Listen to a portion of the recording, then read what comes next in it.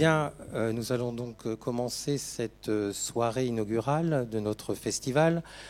Monsieur le sénateur conseiller départemental de la Charente-Maritime, monsieur le conseiller régional de la région Nouvelle-Aquitaine, monsieur le président de la communauté de communes du bassin de Marennes, madame le maire de Marennes-Hierzbrouage, mesdames, messieurs, chers festivaliers, bienvenue ce soir à l'Estran.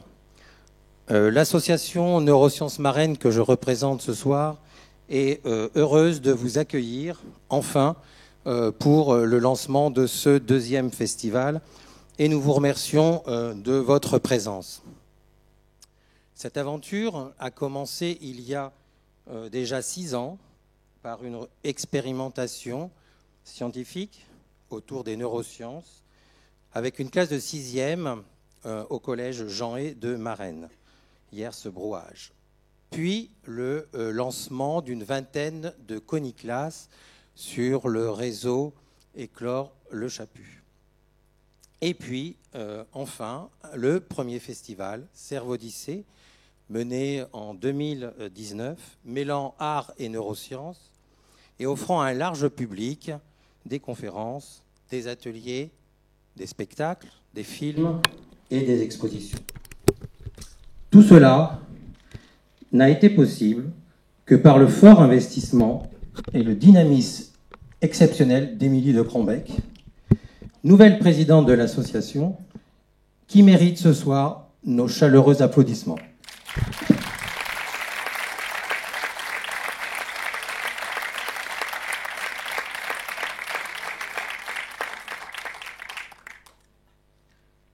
Ce festival a pu se réaliser grâce au soutien financier des collectivités territoriales, Conseil régional de la Nouvelle-Aquitaine, département de la Charente-Maritime, communauté de communes du bassin de Marennes et la mairie de Marennes-Hierzbrouage.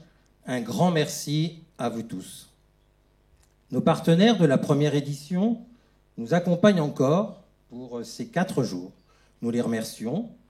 L'espace Mendes France de Poitiers, l'éducation nationale, représentée ce soir par 2 IEN du premier degré, l'IEN du Chaput et l'IEN de Royan, qui nous accompagnent aussi depuis le début de ce lancement.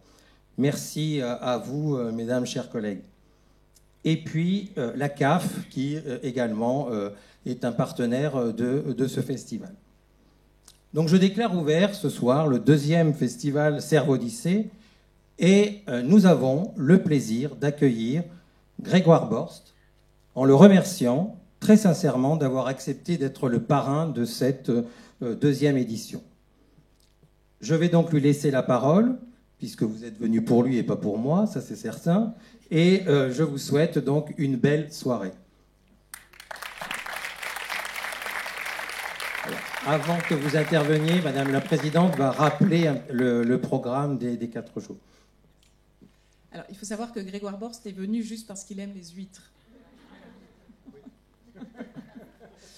Vous avez tous eu le programme complet du festival, en tout cas dans la version officielle. Il s'est passé déjà des choses hier avec Pascal Audin, qui est ici, donc cet artiste poitevin, accompagné de Jean-Louis Dubois-Chabert, qui a réalisé le film de La couleur sur les plaies, que vous pourrez voir ce soir à 21h ici même, avec les musiciens qui ont composé la bande originale du film, qui seront là, et il y aura bien sûr un temps d'échange. Pascal Audin, donc, hier, a rencontré les jeunes du centre de loisirs, les jeunes de Marennes, les aînés de Marennes à l'EHPAD. Aujourd'hui, il a rencontré des jeunes d'une classe de l'école Henri Aubin à Marennes. Et donc demain, on a même une journée professionnelle pour les enseignants. Donc il y a aussi toute une partie qui ne se voit pas dans le festival, dans le programme officiel. Mais n'hésitez pas à regarder tous les événements, à part les ateliers qui sont complets sur les conférences, il reste de la place. Sur le spectacle, il faut voir l'office de tourisme pour les places restantes. Voilà, et je vous souhaite une bonne conférence.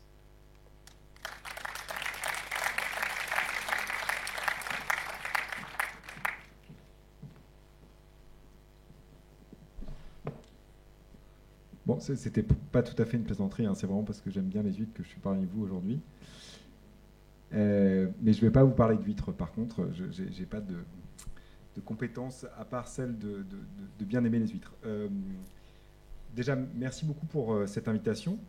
Je suis ravi de pouvoir parrainer ce festival. Je suis ravi aussi de pouvoir présenter les travaux du laboratoire que j'ai l'honneur de diriger à la Sorbonne, qui est le laboratoire de psychologie, de développement et de l'éducation de l'enfant, qui est un laboratoire du CNRS, dans lequel une quinzaine d'entre nous essayent de découvrir finalement les grandes lois de l'apprentissage dans le cerveau humain, notamment le cerveau de l'enfant et de l'adolescent, et d'essayer, en travaillant notamment avec la communauté éducative, à essayer de pouvoir mener des recherches translationnelles pour avoir un impact réel sur la réussite scolaire de tous les enfants, et notamment dans cette école post-Covid. Et je vais essayer de vous dire un peu quels sont, à mon avis, du point de vue de la discipline qui est la mienne, c'est-à-dire la psychologie du développement et les neurosciences cognitives, de l'éducation, quels sont les grands enjeux qui se posent et quels sont finalement les leviers qu'on peut essayer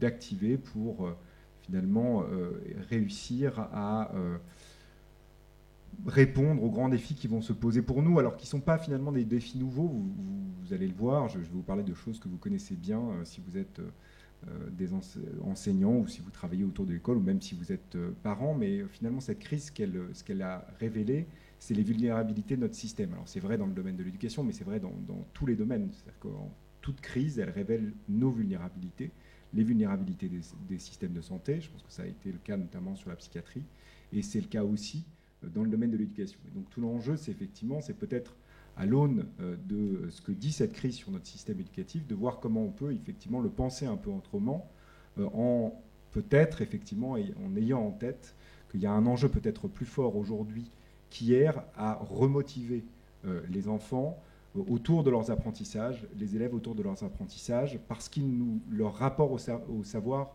est en train de changer. Alors c'est pas nouveau, hein, je crois qu'on n'a juste pas voulu le voir avant. La révolution numérique a entraîné une différenciation et un rapport au savoir qui est en train de changer, et notre école n'a pas encore, je dirais, totalement pris le là de cette modification profonde qui est l'émergence de cette révolution numérique. Alors pour l'instant, on le regarde, je dirais, avec une certaine distance critique, en disant qu'est-ce que c'est que ces élèves qui ne veulent plus apprendre, sans se poser la question de se dire mais finalement comment on va les réintégrer dans les apprentissages chez effectivement des élèves qui demandent à savoir le pourquoi des apprentissages. Alors moi j'ai été un élève qui il y a quelques années avait déjà cette problématique-là, c'est-à-dire que si vous n'étiez pas capable de m'expliquer le pourquoi de l'apprentissage, je refusais d'apprendre. Et vous voyez comme quoi ça amène quand même au bout de quelques années à venir devant vous pour vous parler de ce qu'on pourrait faire pour remotiver le cerveau des élèves. Donc il y a une espèce de mise en abîme que je vais essayer de vous présenter, en vous présentant évidemment des recherches scientifiques sur le sujet. Je commence toujours par cette première slide, et j'ai passé un peu plus de temps que d'habitude, mais je voulais vous dresser le contexte général en vous présentant une initiative des étudiantes du laboratoire, des doctorantes du laboratoire, qui s'appelle le 21 du Lapsidé, qui est un blog scientifique dans lequel, alors ça s'appelle 21 du Lapsidé parce que tous les 21 du mois, on essaye d'écrire un article ou de faire une interview ou un débat autour d'un thème important pour l'école. Et c'est une initiative des doctorantes, écrite par les doctorantes en association avec les chercheurs et les chercheuses du laboratoire. Et si vous voulez chercher des ressources, vous pouvez aller voir le 21 du Lapsidé. On a écrit des articles notamment sur le cerveau qui apprend à lire, le cerveau qui apprend à compter, le cerveau musicien, le cerveau qui prend des décisions, qui peut être biaisé dans un certain nombre de situations. Et donc vous pouvez aller regarder toutes ces ressources-là. Et puis vous pouvez évidemment aller regarder le site du laboratoire sur lequel vous trouverez une partie de ce que nous essayons de faire au laboratoire. Alors je vais essayer de rentrer doucement dans ce que je voulais vous dire aujourd'hui. La première chose, c'est de réaffirmer de façon importante que quand on se pose la question finalement des apprentissages chez l'enfant, il faut toujours essayer de les comprendre dans un système biologique lui-même en développement. Donc évidemment, l'enfant est un être en développement cognitif, émotionnel, social, mais c'est aussi un être dont l'organe qui lui permet finalement de penser, son cerveau, est lui-même en pleine maturation. Et cette maturation, elle ne s'arrête pas comme par magie au moment où la société a décidé que nous devenions des adultes. C'est-à-dire 18 ans, on vous donne une pièce d'identité et on vous dit maintenant vous êtes des adultes. Oui, sauf que du point de vue de la biologie, ça n'a pas de sens. C'est-à-dire que ça n'est pas en cohérence avec ce qu'on sait de la maturation cérébrale. On sait que la maturation cérébrale va perdurer beaucoup plus longtemps que 18 ans et que finalement un cerveau ne peut être considéré comme un cerveau adulte qu'à partir de 20-25 ans, avec une variabilité dans la population générale. Ça, c'est la première chose. La deuxième chose importante, c'est de comprendre qu'un cerveau, ça ne se développe pas tout à fait comme le reste des autres organes. Si je caricature un peu la façon dont se développent les organes et les membres dans le corps humain, en gros, plus vous êtes avancé en âge, en tout cas sur la période 0-18 ans, plus vous avez des membres qui sont grands. Votre main va grandir à mesure que vous allez avancer en âge jusqu'à 18 ans. Un cerveau, ce n'est pas le cas. Un cerveau, ça fait 95% du volume d'un cerveau adulte à 5 ans. Donc ça ne se développe pas comme les autres organes. Et on ne devient pas nécessairement plus intelligent parce qu'on a un gros cerveau, sinon les éléphants et les baleines seraient beaucoup plus intelligents que nous. Donc l'enjeu pour un cerveau, la façon dont il se développe, c'est qu'il va se développer en se reconfigurant au cours du temps. Et la troisième information importante, c'est que ce cerveau ne se développe pas au même rythme dans toutes les régions cérébrales. Un cerveau, sa maturation s'opère sur un axe postéro-antérieur. Les premières régions du cerveau qui vont maturer, c'est les régions qui sont plutôt dévolues à la sensorimotricité. Et puis ensuite, ce sont les régions finalement médiales de notre cerveau qui vont maturer, toutes les régions qui vont permettre d'associer les différentes modalités sensorielles les unes avec les autres. Puis la dernière partie du cerveau qui va maturer jusqu'à 20-25 ans, c'est cette partie de notre cerveau tout à l'avant de notre cerveau, derrière notre front, qui est la partie préfrontale de notre cerveau. Et cette partie préfrontale, c'est finalement le siège de ce qui fait de nous des humains, c'est-à-dire toute notre capacité d'abstraction, toute notre capacité de raisonnement, notre capacité de régulation de nos comportements, de nos émotions et de nos pensées. Tout ça, c'est finalement pris en charge par notre cortex préfrontal qui va continuer à maturer relativement longtemps. Et ce que vous voyez, c'est que ces courbes de maturation cérébrale, c'est-à-dire au centre de cette diapositive, il n'y a pas qu'une seule courbe.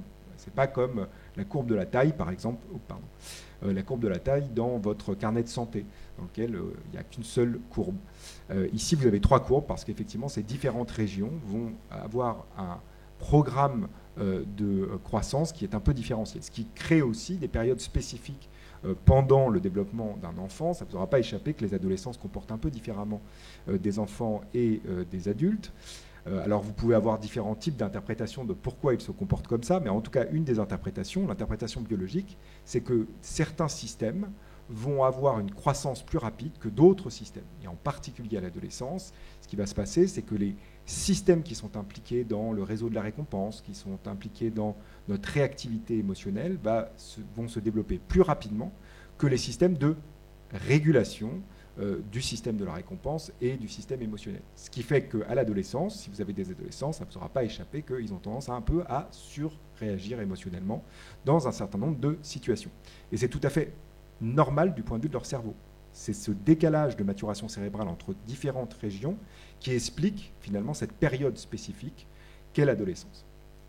Et puis la dernière chose que je voulais vous dire sur cette diapositive, c'est que vous voyez qu'il y a 2 parties qui sont en gris sur cette diapositive, la période 0-3 ans et puis la période de l'adolescence. C'est les périodes où notre cerveau est particulièrement sensible à son environnement. Et j'attire votre attention sur le fait qu'il n'y a pas simplement la période 0-3 ans. C'est-à-dire que, bien entendu, que quand, dans les premières années de la vie, notre cerveau est particulièrement sensible à son environnement, notamment l'environnement familial, la sécurité émotionnelle dans le cercle familial, par exemple, ou le type de mode de garde auquel les enfants peuvent être exposés. Mais néanmoins, ce n'est pas la seule période où notre cerveau est particulièrement sensible à son environnement. La période de l'adolescence, c'est une période de sensibilité à l'environnement qui est pratiquement aussi forte que la période 0-3 ans. Donc tout ne se joue pas avant 3 ans, 6 ans, 9 ans, 12 ans. D'un point de vue biologique, ça n'a pas de sens, puisqu'il y a d'autres périodes de sensibilité extrêmement fortes à l'environnement. Donc c'est effectivement quelque chose d'important, parce que ça montre que, finalement, qu'est-ce que ça dit ? Ça dit que ce principe d'éducabilité, il persiste. Je vous rappelle que si tout se jouait avant 3 ans, dans ces cas-là, il n'y a pas de principe d'éducabilité, puisque tout se joue en fonction de votre milieu familial.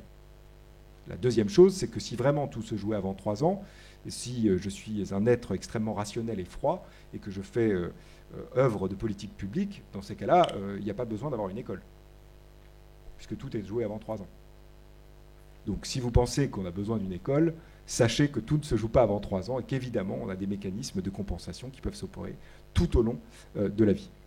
Donc voilà, simplement, quand on va penser l'école post-Covid, il faut aussi la penser face à un système biologique qui est lui-même en développement et dans lequel il peut y avoir des périodes de sensibilité plus ou moins fortes à l'environnement et qui peuvent donc avoir eu un effet plus ou moins important à différents âges de la vie.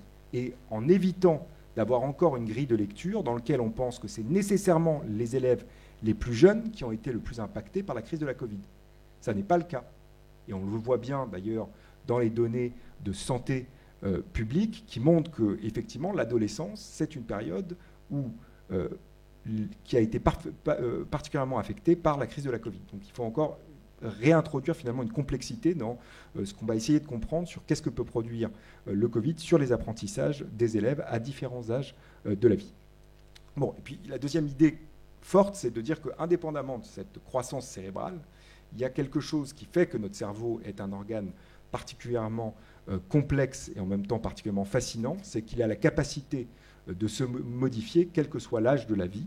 À partir du moment où nous faisons des efforts, à partir du moment où nous sommes persévérants, à partir du moment où nous allons acquérir de nouvelles compétences, nous allons reconfigurer notre cerveau. Notre cerveau passe son temps à se reconfigurer en fonction de notre environnement. À partir du moment où nous nous adaptons à notre environnement, à partir du moment où nous allons acquérir de nouvelles compétences, notre cerveau va se transformer suite à l'acquisition de ces compétences. Donc c'est ce qu'on appelle la neuroplasticité ou la plasticité cérébrale, qui fait qu'effectivement, quel que soit votre âge, vous pouvez toujours finalement vous transformer, progresser, acquérir de nouveaux savoirs et de nouveaux savoir-faire.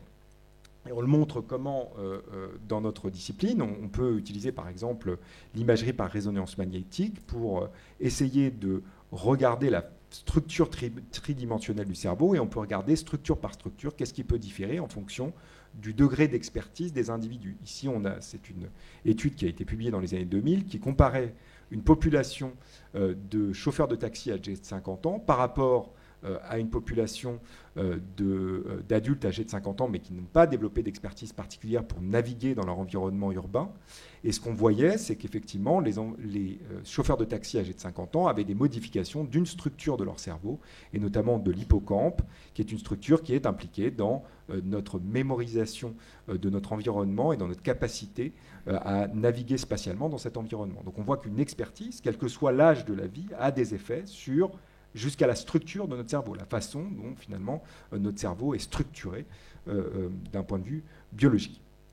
Et puis l'autre partie de la diapositive que je vous présente, sur la droite, c'est réellement un apprentissage, et c'est pour vous montrer que quel que soit le type d'apprentissage, on a des modifications au regard de compétences que nous allons acquérir. Ici, on est dans le cas d'un apprentissage du jonglage, et ce qu'on a dans cette étude, les auteurs ont fait une image du cerveau de ces individus avant et après 3 mois d'apprentissage du jonglage. Donc on prend une population de jeunes adultes qui ne savent pas encore jongler, on leur apprend à jongler pendant 3 ans, et ce qu'on observe, c'est une modification de la structure de leur cerveau sur cette petite tache jaune qui correspond à une zone du système visuel qui est spécifiquement impliquée dans notre capacité à suivre des objets en mouvement dans notre champ visuel. C'est typiquement une des compétences qu'on doit développer au cours de l'apprentissage du jonglage. Donc, dès qu'on acquiert de nouvelles compétences, on modifie la structure de son cerveau, on va modifier le fonctionnement de son cerveau, on va modifier la façon dont les différentes régions cérébrales vont communiquer les unes avec les autres. Alors ça paraît trivial de dire cela, sachez que il suffit de dire ça à des élèves pour changer leur état d'esprit vis-à-vis des apprentissages. Vous savez que globalement, les élèves ont plutôt des états d'esprit fixés sur leurs apprentissages. Ils considèrent qu'ils sont des bons ou des mauvais élèves. Ils sont bons en maths. Des fois, ils sont bons en maths ou mauvais en maths parce que maman ou papa étaient bons ou mauvais en maths, comme s'il y avait un déterminisme finalement génétique au fait d'être bon ou mauvais en mathématiques. Et que le simple fait de leur expliquer que leur cerveau peut se transformer suite à des apprentissages, c'est un levier extrêmement puissant pour leurs apprentissages parce que ça change leur état d'esprit vis-à-vis des apprentissages. Ils comprennent que s'ils investissent finalement du temps et des efforts dans les apprentissages, ils peuvent transformer leur cerveau et que leur cerveau finalement n'est pas un organe fixé qui ne peut pas se transformer suite à des apprentissages. Donc voilà le type de petites graines qu'on pourrait essayer d'aller semer dans le cerveau des jeunes enfants pour justement essayer de changer leur état d'esprit vis-à-vis des apprentissages. Et on verra que c'est particulièrement important au cours de crises comme celle que nous avons traversée au moment du Covid. Alors on sait qu'effectivement les apprentissages, l'expérience et l'environnement transforment le cerveau. C'est ce que je vous ai montré pour les apprentissages, mais c'est vrai de tout type d'environnement. À partir du moment où on est finalement exposé à un environnement, cet environnement va avoir un effet sur la façon dont notre cerveau fonctionne et dans la façon dont notre cerveau est structuré. Et on sait par exemple que le niveau socio-économique va avoir un effet sur la maturation cérébrale. Et ça de façon extrêmement rapide. Si vous comparez la maturation cérébrale d'enfants qui viennent de milieux favorisés par rapport à des enfants qui viennent de milieux défavorisés, les courbes de maturation cérébrale, celles-mêmes que je vous ai présentées au début de mon intervention, vont différer entre ces deux populations d'enfants dès 4 mois après la naissance. C'est ça le poids des inégalités sociales, c'est ça le poids des inégalités éducatives. On fait peser sur ce tissu biologique des différences du simple fait du milieu socio-économique dont sont issus ces enfants. Alors pourquoi? Parce que finalement, ce n'est pas le milieu socio-économique en tant que tel qui a un effet direct sur la maturation cérébrale. C'est très probablement, et l'un des facteurs qu'on peut essayer d'identifier, c'est le stress chronique auquel les enfants de milieux défavorisés sont exposés. Quand vous venez et quand vous vous développez dans un milieu défavorisé, vous êtes plus soumis à du stress chronique que quand vous vivez dans un milieu plus favorisé. Ça paraît assez évident, il y a une pression sur l'emploi des parents, il y a une pression sur le logement, il y a une pression, une instabilité dans ces familles avec des enfants qui peuvent être placés en famille d'accueil. Tout ça, ça crée un stress récurrent pour l'enfant, et on sait que ce stress récurrent pour l'enfant, il va avoir de façon mécanique, va entraîner une augmentation du cortisol dans le corps humain, et que du fait même que ce taux de cortisol augmente dans le corps humain, on va avoir dans le cerveau un certain nombre de régions dans lesquelles on a une concentration maximale des récepteurs au cortisol qui vont être affectés par l'augmentation de ce taux de cortisol. Donc la chaîne causale, c'est je vis dans un milieu social défavorisé, je suis plus exposé à du stress chronique. Parce que je suis plus exposé à du stress chronique, du cortisol, le taux de cortisol va augmenter dans le corps humain, et ce cortisol va venir se fixer sur des récepteurs au cortisol et affecter la maturation cérébrale. Et donc, au bout du processus, les apprentissages de ces enfants. Donc quand on parle, par exemple, de différenciation pédagogique, on l'entend souvent pour des élèves à besoins éducatifs particuliers, et on pense ici à des enfants qui ont des problématiques du type troubles du neurodéveloppement, ou des enfants qui ont un handicap, et on ne le pense pas suffisamment, ces élèves à besoins éducatifs particuliers, comme des enfants qui viennent de milieux sociaux défavorisés. Alors même que c'est effectivement, quand vous venez d'un milieu social défavorisé, vous avez fait peser sur le cerveau une contrainte sur sa croissance qui aura des effets sur ses apprentissages. Et donc quand on pense aux élèves à besoins éducatifs particuliers, quand on pense à la différenciation pédagogique, il faut penser la différenciation pédagogique vis-à-vis de ces élèves-là. Et c'est un enjeu. Je rappelle que nous sommes une des écoles, si ce n'est l'école la plus inégalitaire des pays de l'OCDE. C'est ça l'enjeu de notre école. Et la crise de la Covid n'a rien arrangé. Elle a amplifié les inégalités éducatives. Donc, finalement, ce qui était une vulnérabilité de notre système s'est accru au moment de la crise de la Covid. Et donc, tout l'enjeu va être de se dire quels sont les leviers qu'on peut exercer, justement, pour essayer, aujourd'hui, d'éviter que dans 5 ans, on voit exploser les inégalités éducatives dans notre système. Parce que c'est ça qu'a produit la crise de la Covid. Il y a un certain nombre de données sur lesquelles on peut essayer effectivement d'aller regarder de façon objective ce qu'a produit cette crise de la Covid. Alors, il y a les données évidemment de l'ADEPE que vous pouvez aller regarder, qui suggèrent qu'effectivement, le fait qu'on ait fermé les établissements scolaires pendant un certain temps, même si le numérique a permis une certaine continuité pédagogique, il y a quand même eu une perte en termes d'apprentissage pendant cette période où les établissements ont été fermés, mais on peut regarder que c'est vrai dans d'autres pays européens. Si vous regardez en Hollande, par exemple, ce qu'on observe, c'est qu'effectivement, quel que soit le type de matière considérée. Alors c'était intéressant en Hollande parce qu'ils avaient des évaluations nationales juste avant le moment où les écoles ont fermé, et ils ont eu une évaluation nationale juste après le moment où les écoles ont réouvert. Donc on a vraiment la fenêtre du temps où les écoles ont été fermées pour essayer d'évaluer ce que ça produit sur les apprentissages des élèves. Alors, comme en France, ce qu'on observe, c'est qu'effectivement, si on compare la courbe d'apprentissage qu'on aurait dû observer pendant les 8 semaines où les écoles ont été fermées par rapport à la courbe d'apprentissage qu'on a observé pendant cette même période, on a des pertes en termes de gains d'apprentissage. Il faut bien comprendre que ça ne veut pas dire qu'ils ont que leurs compétences se sont effondrées. Ça veut simplement dire que leurs compétences ne se sont pas développées autant qu'elles auraient dû si les écoles avaient été restées ouvertes. Mais ce qui est important essentiellement dans ces données, c'est que ces pertes d'apprentissage, ils n'ont pas été homogènes chez tous les élèves. Les élèves qui viennent de milieux sociaux défavorisés ont été plus affectés que les autres par ces pertes d'apprentissage. Encore une fois, ça paraît relativement...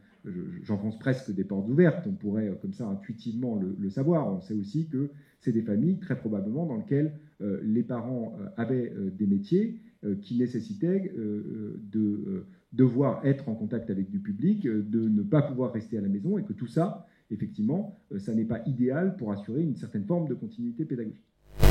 Donc on voit bien là que si on se pose la question finalement de l'école post-Covid, la question qui se pose immédiatement, c'est qu'on sait qu'on est en train d'amplifier les inégalités éducatives, et que pour l'instant, ce qu'on voit, c'est le tout début de l'effet de cette crise de la Covid, et qu'il va falloir se poser la question de qu'est-ce que ça produira dans 3 ans, dans 5 ans et dans 10 ans. Pas simplement sur les compétences, je dirais, d'une génération donnée, mais de façon générale aussi, la variabilité ou l'hétérogénéité, ou dit autrement, les inégalités éducatives qui peuvent s'exprimer 3, 5, 10 ans après cette crise. Et donc l'enjeu, c'est comment nous allons y répondre maintenant pour éviter effectivement l'explosion des inégalités qui sont presque annoncées étant donné les données qu'on peut observer aujourd'hui. Donc c'est ça tout l'enjeu. C'est-à-dire penser l'école post-Covid, c'est aussi penser une école qui va pouvoir efficacement réduire les inégalités. Alors, c'est pas nouveau, mais on peut prendre une focale pour vous donner un peu conscience de qu'est-ce que ça veut dire les inégalités éducatives et comment elles s'expriment très tôt chez l'enfant. Si on regarde par exemple l'acquisition de la lecture, on sait que très tôt dans l'acquisition de la lecture, on va avoir des inégalités éducatives, c'est-à-dire que les enfants qui viennent de milieux sociaux défavorisés vont avoir de moins bonnes compétences en lecture. On sait que si vous développez des moins bonnes compétences en lecture, ça aura des effets sur le reste de votre scolarité, puisque votre compétence de lecture est assez prédictive ensuite de votre réussite académique. On a beaucoup insisté ces dernières années sur la problématique finalement du décodage graphophonémique et on a expliqué qu'effectivement il y avait un enjeu à apprendre aux élèves à opérer ce décodage graphophonémique. On a un peu oublié qu'il y a un deuxième facteur extrêmement important dans l'apprentissage du langage écrit qui est l'acquisition du langage oral. Et que peut-être que le lieu de la maternelle n'est pas d'essayer de se dire est-ce qu'on ne peut pas faire encore plus tôt du décodage graphophonémique ou d'entraîner la conscience phonologique en maternelle, mais peut-être que le lieu de la maternelle doit rester le lieu où on acquiert le langage oral. Et justement où on essaye de réduire les inégalités éducatives dans les compétences en termes de langage oral, parce que les données dans la littérature...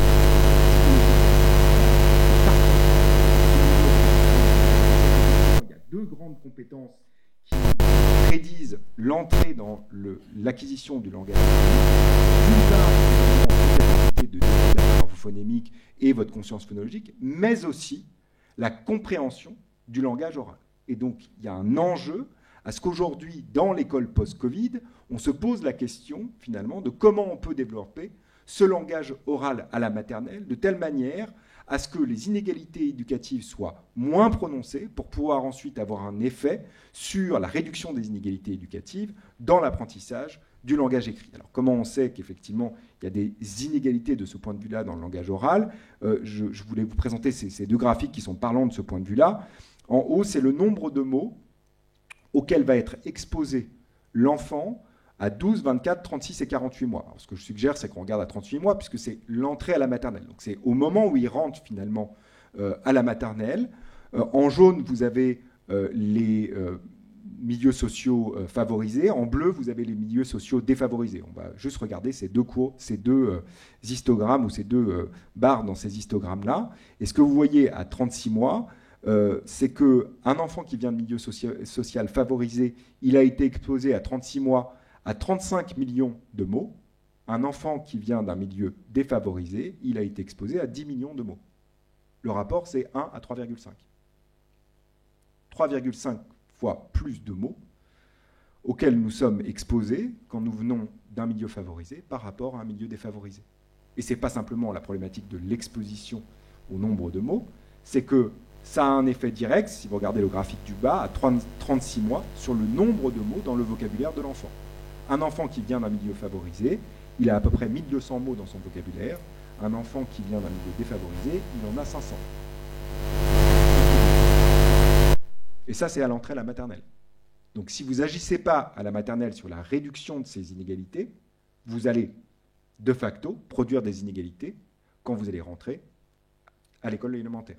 C'est mécanique, puisque le nombre de mots que vous avez dans votre vocabulaire est un des prédicteurs de l'apprentissage du langage écrit. Donc là, il y a un véritable enjeu à se poser la question finalement de quels sont les leviers pour essayer finalement de réduire les inégalités efficacement à la maternelle pour que, quand on rentre dans les apprentissages scolaires fondamentaux comme la lecture, les mathématiques, le calcul et l'écriture, on puisse finalement donner une vraie chance à tous les enfants de pouvoir rentrer dans ces apprentissages et réussir dans ces apprentissages-là.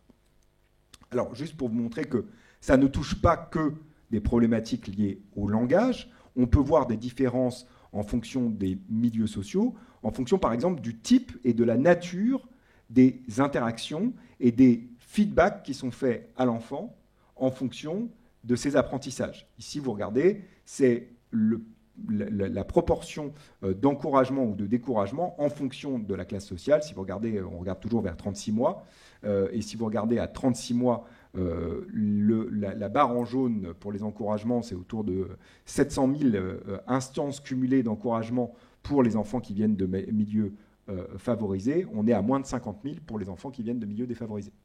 Alors qu'on sait que chez les enfants jeunes, des feedbacks négatifs sont délétères pour son développement et ses apprentissages. Donc ce qu'on doit promouvoir en termes, au-delà de ce qu'on doit faire à l'école, mais aussi en dehors de l'école, dans une perspective de coéducation, c'est effectivement d'alerter les parents sur le fait que ce sont des âges dans lesquels il faut avoir effectivement des interactions plutôt basées sur des encouragements autour de leurs apprentissages. Puis on a effectivement l'effet inverse quand vous regardez le pourcentage ou le nombre d'instances cumulées de découragement, il est bien supérieur dans les familles défavorisées que dans les familles favorisées.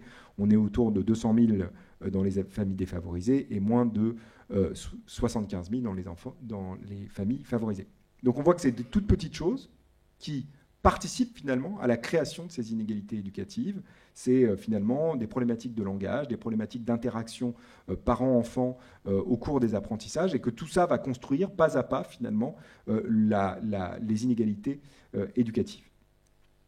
Et puis finalement, l'ensemble de cette situation du Covid, ce qu'elle a aussi généré, et je crois que c'est aussi ce qu'on observe dans ces données finalement, à quoi sont dues ces pertes d'apprentissage chez l'enfant, pas simplement au fait que les écoles aient été fermées, elle s'explique aussi par le stress chronique auquel ces enfants ont été exposés pendant les 2 dernières années. Je rappelle que cette crise de la Covid, elle se caractérise aussi par le fait que nous avons tous baigné dans un bain de stress permanent. Si vous vous rappelez les premiers mois de cette crise, on annonçait que 20% de la population mondiale allait mourir de ce virus. On annonçait tous les jours le nombre de morts à la télévision.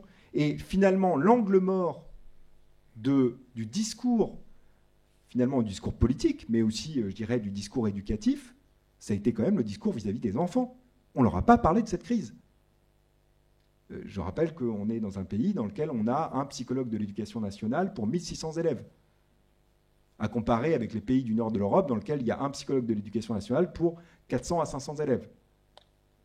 C'est ça aussi les problématiques qui se posent. Il faut pouvoir ouvrir des espaces de discussion avec les enfants pour pouvoir parler de cette crise. Parce que finalement, c'est une crise dans laquelle ils ont été pratiquement mis à l'écart de la discussion, si ce n'est pour leur dire qu'ils avaient un risque de diffuser le virus à leurs parents ou à leurs grands-parents et qu'ils faisaient peser un risque sur l'ensemble de la population générale. Je crois qu'on a raté quelque chose là aussi, et qu'en fait on les a laissés dans un degré d'ambiguïté extrêmement fort, et donc degré d'anxiété fort. Et tout ça, on sait que ça joue sur l'acquisition et sur les apprentissages.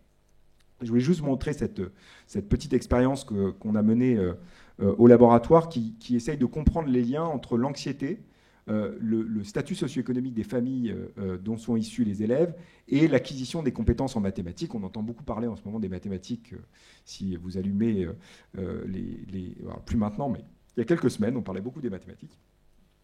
Et avec toute la problématique, de la réforme du lycée, avec tout ce que ça a pu entraîner, effectivement, du fait d'une sous-représentation des filles dans les filières dans lesquelles on faisait des mathématiques. Et puis, la deuxième question, c'est que ça revient de façon lancinante, la problématique du niveau des élèves en mathématiques en France. Et donc, la question qu'on s'est posée au laboratoire, c'est d'essayer de comprendre, finalement, qu'est-ce qui liait les compétences mathématiques au fait que les enfants qui viennent de milieux sociaux défavorisés ont tendance à avoir de moins bonnes compétences mathématiques, alors même que ça n'implique pas nécessairement du langage. Et on sait que le langage, effectivement, comme je vous l'ai montré, est très fortement impacté par le niveau socio-économique des familles dont sont issus les élèves. La question, c'est de se dire, mais pourquoi ça s'exprime aussi dans le domaine des mathématiques?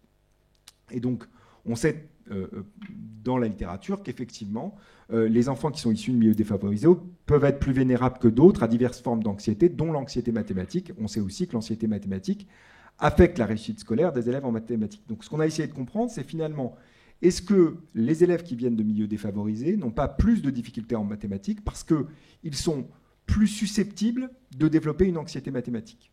Et c'est intéressant du point de vue pédagogique parce que ça montre que la focale ne sera pas simplement d'améliorer les compétences mathématiques, mais que la focale devrait être aussi de prendre en compte l'état émotionnel et l'anxiété de ces élèves. Comment on va pouvoir finalement gérer l'anxiété de ces élèves vis-à-vis de cette discipline en particulier pour pouvoir les amener à progresser en mathématiques et diminuer de ce fait-là les inégalités éducatives. Alors comment on fait ça ? Très rapidement, on a 3 types d'évaluation.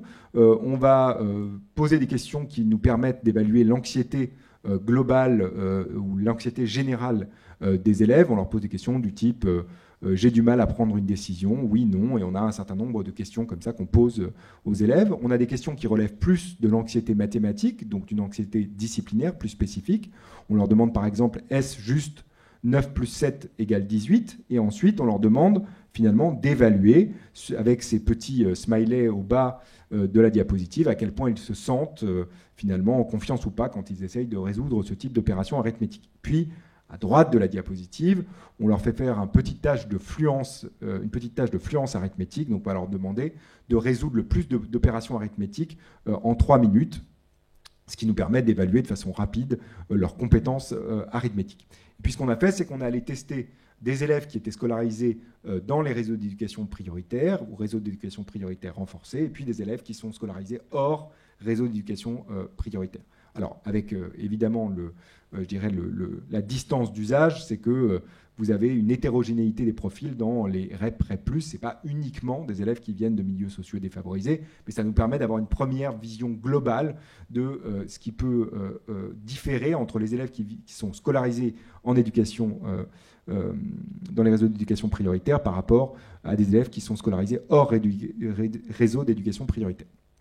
Alors, ce n'est pas surprenant, il y a des différences entre les élèves qui sont scolarisés en REP ou hors REP. Ceux qui sont scolarisés en REP ont des meilleurs scores dans le petit test de fluence arithmétique que ceux qui sont scolarisés en REP+. Ce qu'on observe aussi, c'est qu'il y a plus d'anxiété générale chez les élèves qui sont scolarisés en REP et REP+, que ceux qui sont scolarisés hors REP. Ce qui est intéressant aussi, c'est qu'il y a plus d'anxiété mathématique chez les élèves qui sont scolarisés en REP, REP+, que les élèves qui sont scolarisés hors REP. La deuxième question qu'on s'est posée, c'est à quel point les compétences arithmétiques observées chez les élèves qui sont scolarisés en REP, REP+, sont liées ou associées à leur anxiété mathématique. Et ce qu'on observe à gauche de la diapositive, c'est qu'effectivement, uniquement chez les élèves qui sont scolarisés en REP, REP+, ceux qui manifestent le plus d'anxiété mathématique sont ceux qui ont les moins bonnes performances dans le test qui permet d'évaluer les compétences arithmétiques.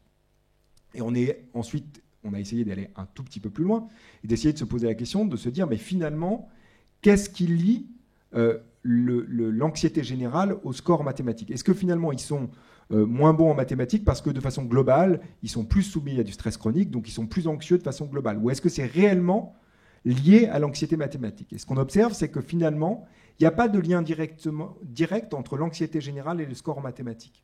Néanmoins, l'explication, d'une certaine manière, c'est que chez ceux qui ont le plus d'anxiété, c'est ceux qui sont le plus anxieux, il y a un facteur de risque plus important de développer une anxiété mathématique. Et chez ceux qui développent une anxiété mathématique, on observe une diminution des performances en mathématiques. Et que donc c'est ça sur lequel il faut jouer, c'est-à-dire qu'en diminuant de façon globale l'anxiété, on peut avoir joué sur la diminution de la prévalence et des risques de développer une anxiété mathématique, et que ça peut être un levier pour réduire les difficultés en mathématiques pour les enfants qui viennent de milieux défavorisés. Donc c'est ce sur quoi on essaye de travailler, c'est finalement de sortir d'une vision purement disciplinaire de ces problématiques et de se dire mais quels sont tous les autres facteurs qui peuvent jouer sur l'acquisition des compétences, qu'on soit en mathématiques, en français, en histoire-géographie ou en sciences. Et c'est ça la particularité du laboratoire, c'est d'essayer de mettre la focale sur ces processus transversaux qui sont impliqués dans tous les apprentissages. Et donc, l'une des choses sur lesquelles on alerte souvent, et puis je vais dans une seconde essayer de vous faire toucher du doigt finalement ce dont je vais vous parler pendant quelques slides, ce qui nous intéresse au laboratoire, c'est notamment tous les mécanismes de régulation comportementale, de régulation émotionnelle, de régulation cognitive. Et l'un d'entre eux, c'est le plus général, disons, c'est notre capacité à nous maîtriser. Finalement, pour être adapté à notre société, une des choses qu'on doit apprendre à faire, c'est à se maîtriser, à accepter finalement qu'on ne peut pas accepter de faire tout ce qui nous plaît. On a besoin, dans un certain nombre de contextes, finalement, de mettre notre impulsivité de côté pour pouvoir effectivement obtenir des gratifications ou des récompenses plus importantes plus tard dans le futur. Et pour mesurer cette capacité de maîtrise de soi, les psychologues ont inventé un petit test que je vous suggère d'aller regarder sur Internet. Là, je n'ai pas tout à fait le temps de vous le présenter, mais c'est un test qui s'appelle le test du marshmallow. Donc, vous appelez test du marshmallow sur YouTube, vous allez le voir. Le principe est très simple. Vous présentez un marshmallow à un enfant et vous lui dites simplement « Tu peux manger le marshmallow maintenant, mais si tu attends, quand je reviens, je t'en donne un deuxième. » Et c'est totalement... le choix est totalement libre. C'est-à-dire que ce n'est pas contraint. Vous ne lui dites pas « tu dois attendre pour obtenir un deuxième marshmallow ».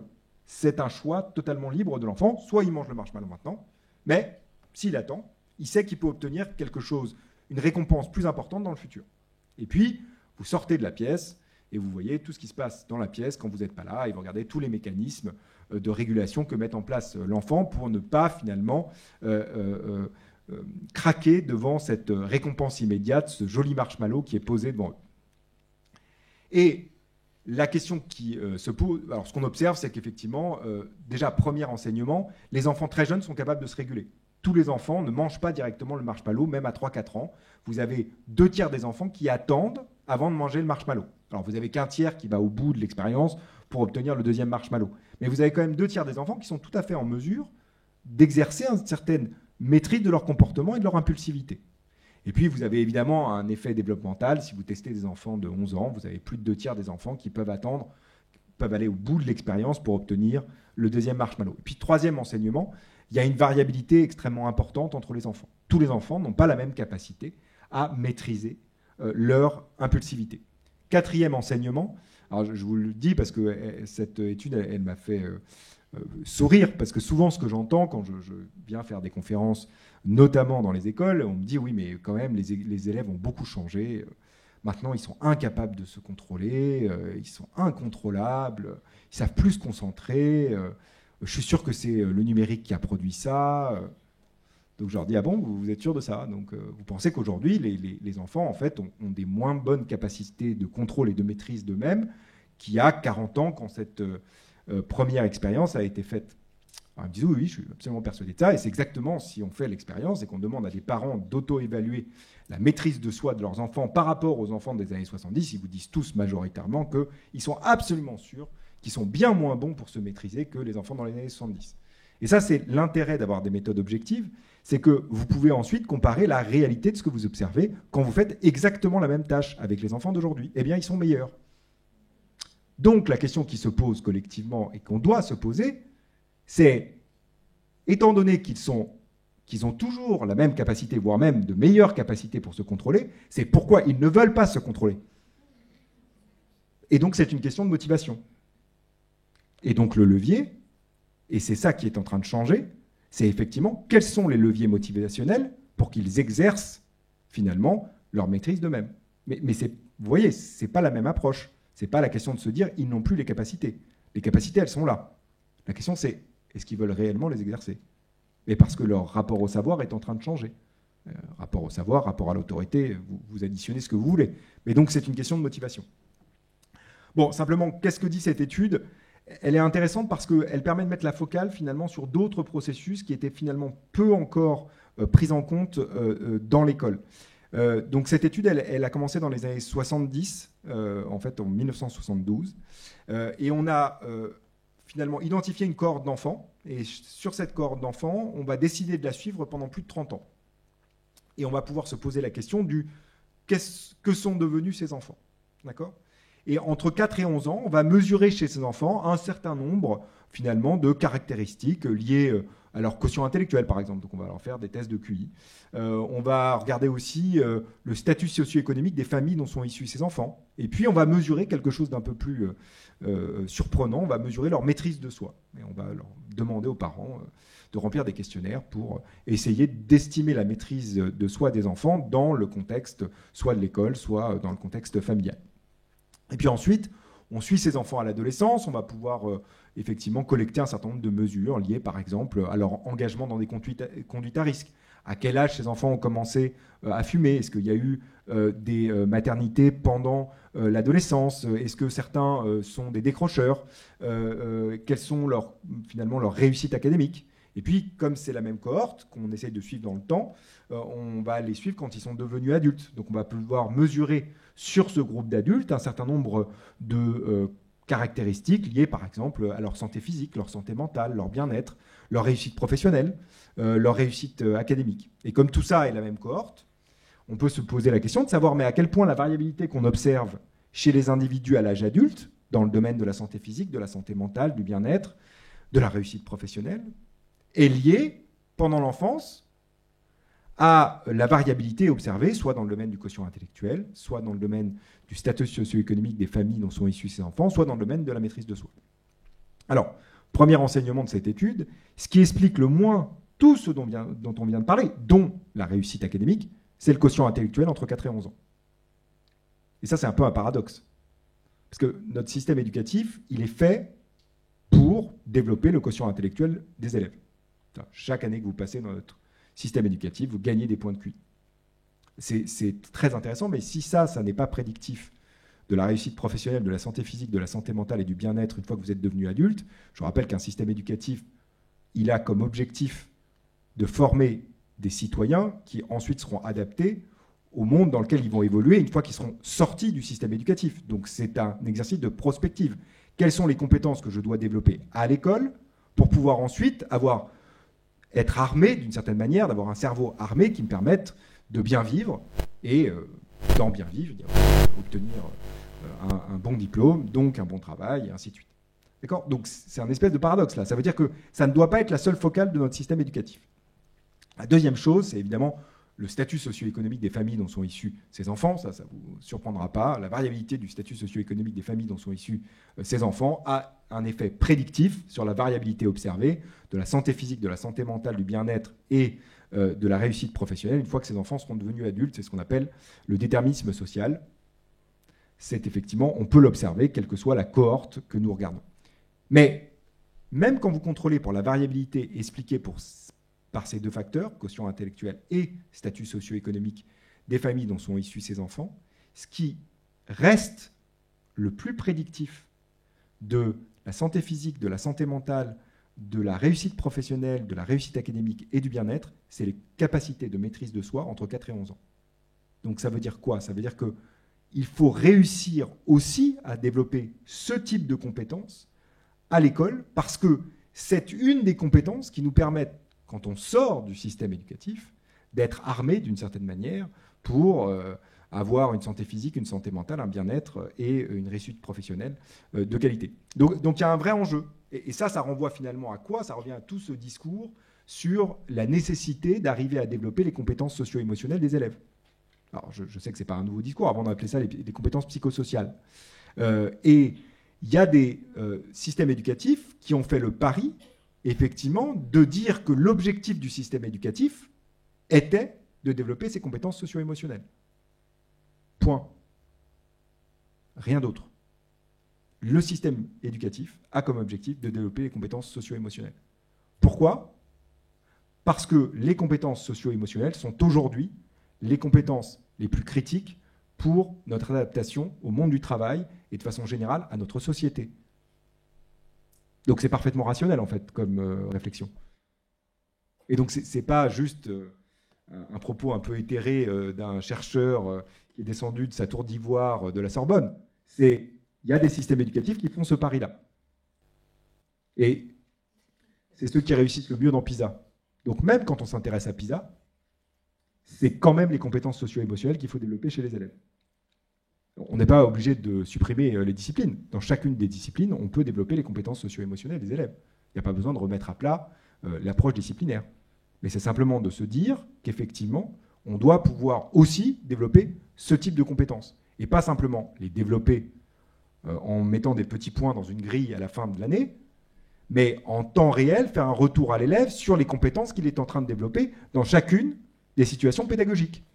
Parce que c'est très bien de les faire travailler en groupe, c'est très bien de les faire travailler en collaboration, mais si vous ne leur dites pas que quand vous les avez mis en groupe ou quand vous les avez fait collaborer, ils ont développé ces compétences socio-émotionnelles, ils ne peuvent pas s'en rendre compte. Donc il y a un enjeu, effectivement, à travailler aussi sur l'évaluation de ce point de vue-là. Alors c'est intéressant parce que vous savez qu'il y a deux grands courants dans l'éducation. Il y a le courant qui considère que les systèmes éducatifs ont comme objectif finalement de créer des agents économiques. Finalement, c'est ce qu'on appelle l'éducation pour le capital humain. On crée des agents économiques qui vont produire de la richesse pour le pays. Et puis, ça c'est plutôt la tendance OCDE, on va dire. Et puis, il y a une autre approche de l'éducation qui est l'approche plus UNESCO, qui est l'idée que l'éducation doit permettre l'épanouissement humain des individus, c'est-à-dire avoir des individus qui sont en bonne santé, qui sont heureux, indépendamment finalement du fait qu'ils produisent ou non de la richesse. Là, on est effectivement à un moment de convergence des luttes, c'est-à-dire que ce soit l'OCDE ou l'UNESCO, je vous invite à lire leur rapport, les deux grandes organisations internationales disent que ce qu'il faut développer en priorité pendant la scolarité, c'est les compétences socio-émotionnelles. Donc, je dirais d'une certaine manière, ça peut tous nous mettre d'accord. Indépendamment de ce qu'on considère être un objectif de système éducatif, tout le monde converge sur le fait que c'est en développant les compétences socio-émotionnelles qu'on peut développer ce type qu'on peut développer des êtres qui non seulement vont s'épanouir, mais en plus permettront de produire de la richesse pour le pays. Donc finalement, convergence des luttes de ce point de vue-là. Ça, c'était la maîtrise de soi. Je vais essayer de vous amener finalement à vous montrer ce que ça peut produire dans le domaine de quelque chose qui correspond plus à la maîtrise de nos automatismes de pensée et pourquoi c'est important d'apprendre aussi cela dans le contexte de l'école. Donc, est-ce qu'on peut essayer de rallumer un tout petit peu la salle? Parce que je vais vous faire travailler. Super, parfait. Parce qu'en plus, je parle depuis trop longtemps et comme on sait que, évidemment, votre système attentionnel est en train de diminuer globalement, votre concentration diminue à mesure que je parle, il est bien que je vous fasse un peu intervenir. Bon, je vais vous demander de faire une petite tâche avec moi, toute simple, vous allez voir. Je vais vous présenter des mots à l'écran. Alors, je sais que pour certains, vous êtes très, très loin de l'écran, mais je pense quand même que vous devriez pouvoir les lire. Donc, je vous présente des mots à l'écran. Vous voyez les mots ou pas? Vous arrivez à les voir tout au fond ou pas? Est-ce que vous pouvez lever la main si vous voyez les mots qui sont écrits? Super, très bien. Donc, le principe est le suivant. Je vais vous donner un top départ. Au moment où je vous donnerai le top départ, vous lirez à haute voix les mots qui sont écrits à l'écran le plus rapidement possible sans vous tromper. C'est OK pour tout le monde sur la consigne? On lit à haute voix. Non, je n'ai pas donné le top départ. On essaye de respecter la consigne. Je vous donne le top départ. Au moment où je vous donne le top départ, vous lisez les mots et je vais préciser. dans le sens de la lecture, donc vous faites ligne par ligne, d'accord, comme si c'était un texte écrit. Et quand vous avez fini, pour que je puisse chronométrer le temps que vous avez mis, vous allez lever la main. Donc dès que vous finissez d'avoir lu tous les mots, vous levez la main. Moi, de façon avec ma capacité extraordinaire dans un groupe humain à faire la moyenne du temps que vous aurez lu, je pourrais vous dire combien de temps vous avez mis. Ça marche? Bon, c'est un peu artisanal, hein, on n'est pas dans de la chronométrie fine ici. On est tous d'accord sur la consigne? C'est bon? Vous n'allez pas me dire après que j'ai lancé le top départ, ah ben non, en fait, vous avez mal expliqué la consigne, parce que généralement, c'est ce qui se passe. Hein, je vous connais. Oui, c'est ça, exactement. Vous n'êtes pas bon joueur. Surtout, sur celle-là, vous êtes à peu près bon joueur. Sur la prochaine, vous n'allez pas être très bon joueur. Oui, je sais. Mais moi, je suis très, très, très mauvais pédagogue. Voilà, c'est ça. Une chose, c'est vous êtes des lecteurs experts, donc il faut aller le plus vite possible. D'accord? Donc, parfois, je le fais. Je peux même le dire, parfois, à des cadres de l'éducation nationale qui lisent très, très lentement. Comme j'ai remarqué. Non, mais ils anticipent en fait la prochaine en se disant tiens, comme ça, je vais essayer de truquer le système. Mais ça ne marche pas. On y va. Top départ.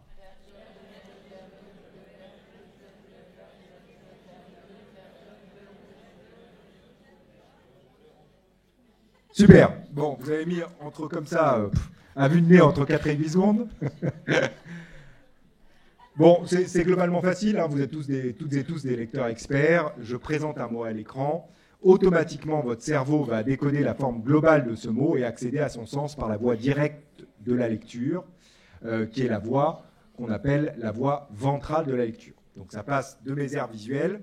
Directement, je décode la forme globale du mot et j'accède à son sens. Si j'étais un lecteur novice, je passerais par les aires du langage avant d'accéder au sens. OK là-dessus? Donc vous êtes très rapide. Mais vous n'êtes pas encore dans une situation où il faut que vous vous maîtrisiez. Donc je vais essayer de vous faire prendre conscience de ce que ça veut dire pour votre cerveau de se maîtriser. D'être dans une situation où il faut contrôler vos pensées. Et vous verrez que ça engage un certain nombre de ressources cognitives. C'est un peu plus difficile. Donc, vous ne commencez pas tout de suite. Hein. Je cale la consigne d'abord. Et même si vous connaissez l'expérience, ça marche quand même. Donc ça ne sert à rien de me dire que vous avez déjà vu l'expérience. Bon. Je vous présente des mots qui sont écrits dans des couleurs différentes. Et je vais non pas vous demander de lire les mots, je vais vous demander d'identifier la couleur dans laquelle sont écrits chacun de ces mots. Donc le premier en haut à gauche, vous me dites vert. On est d'accord pour tout le monde? On identifie la couleur de l'encre. Le deuxième, c'est pas jaune, bleu. C'est bon pour tout le monde? Ok, même principe, je donne le top départ. Vous identifiez le plus rapidement possible les couleurs. Vous ne repassez pas à la lecture au troisième parce que ça devient très difficile. D'accord? Et quand vous avez fini, vous levez la main. Ça marche? C'est bon pour tout le monde? La consigne est bien calée. Pareil, dans le sens de la lecture, on commence en haut à gauche et puis on fait ligne par ligne. C'est parti? 1, 2, 3, top!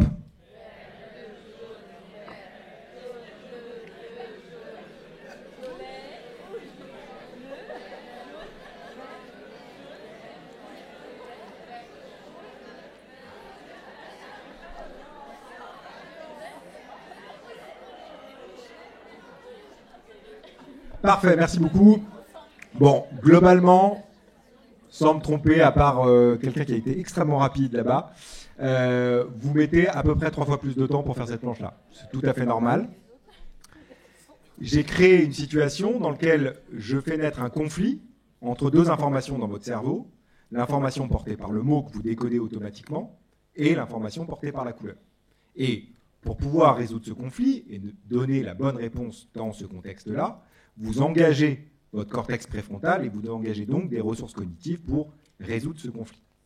Alors vous me direz, oui, mais ça, c'est très très loin encore d'une situation scolaire. Ne vous inquiétez pas, j'y arrive.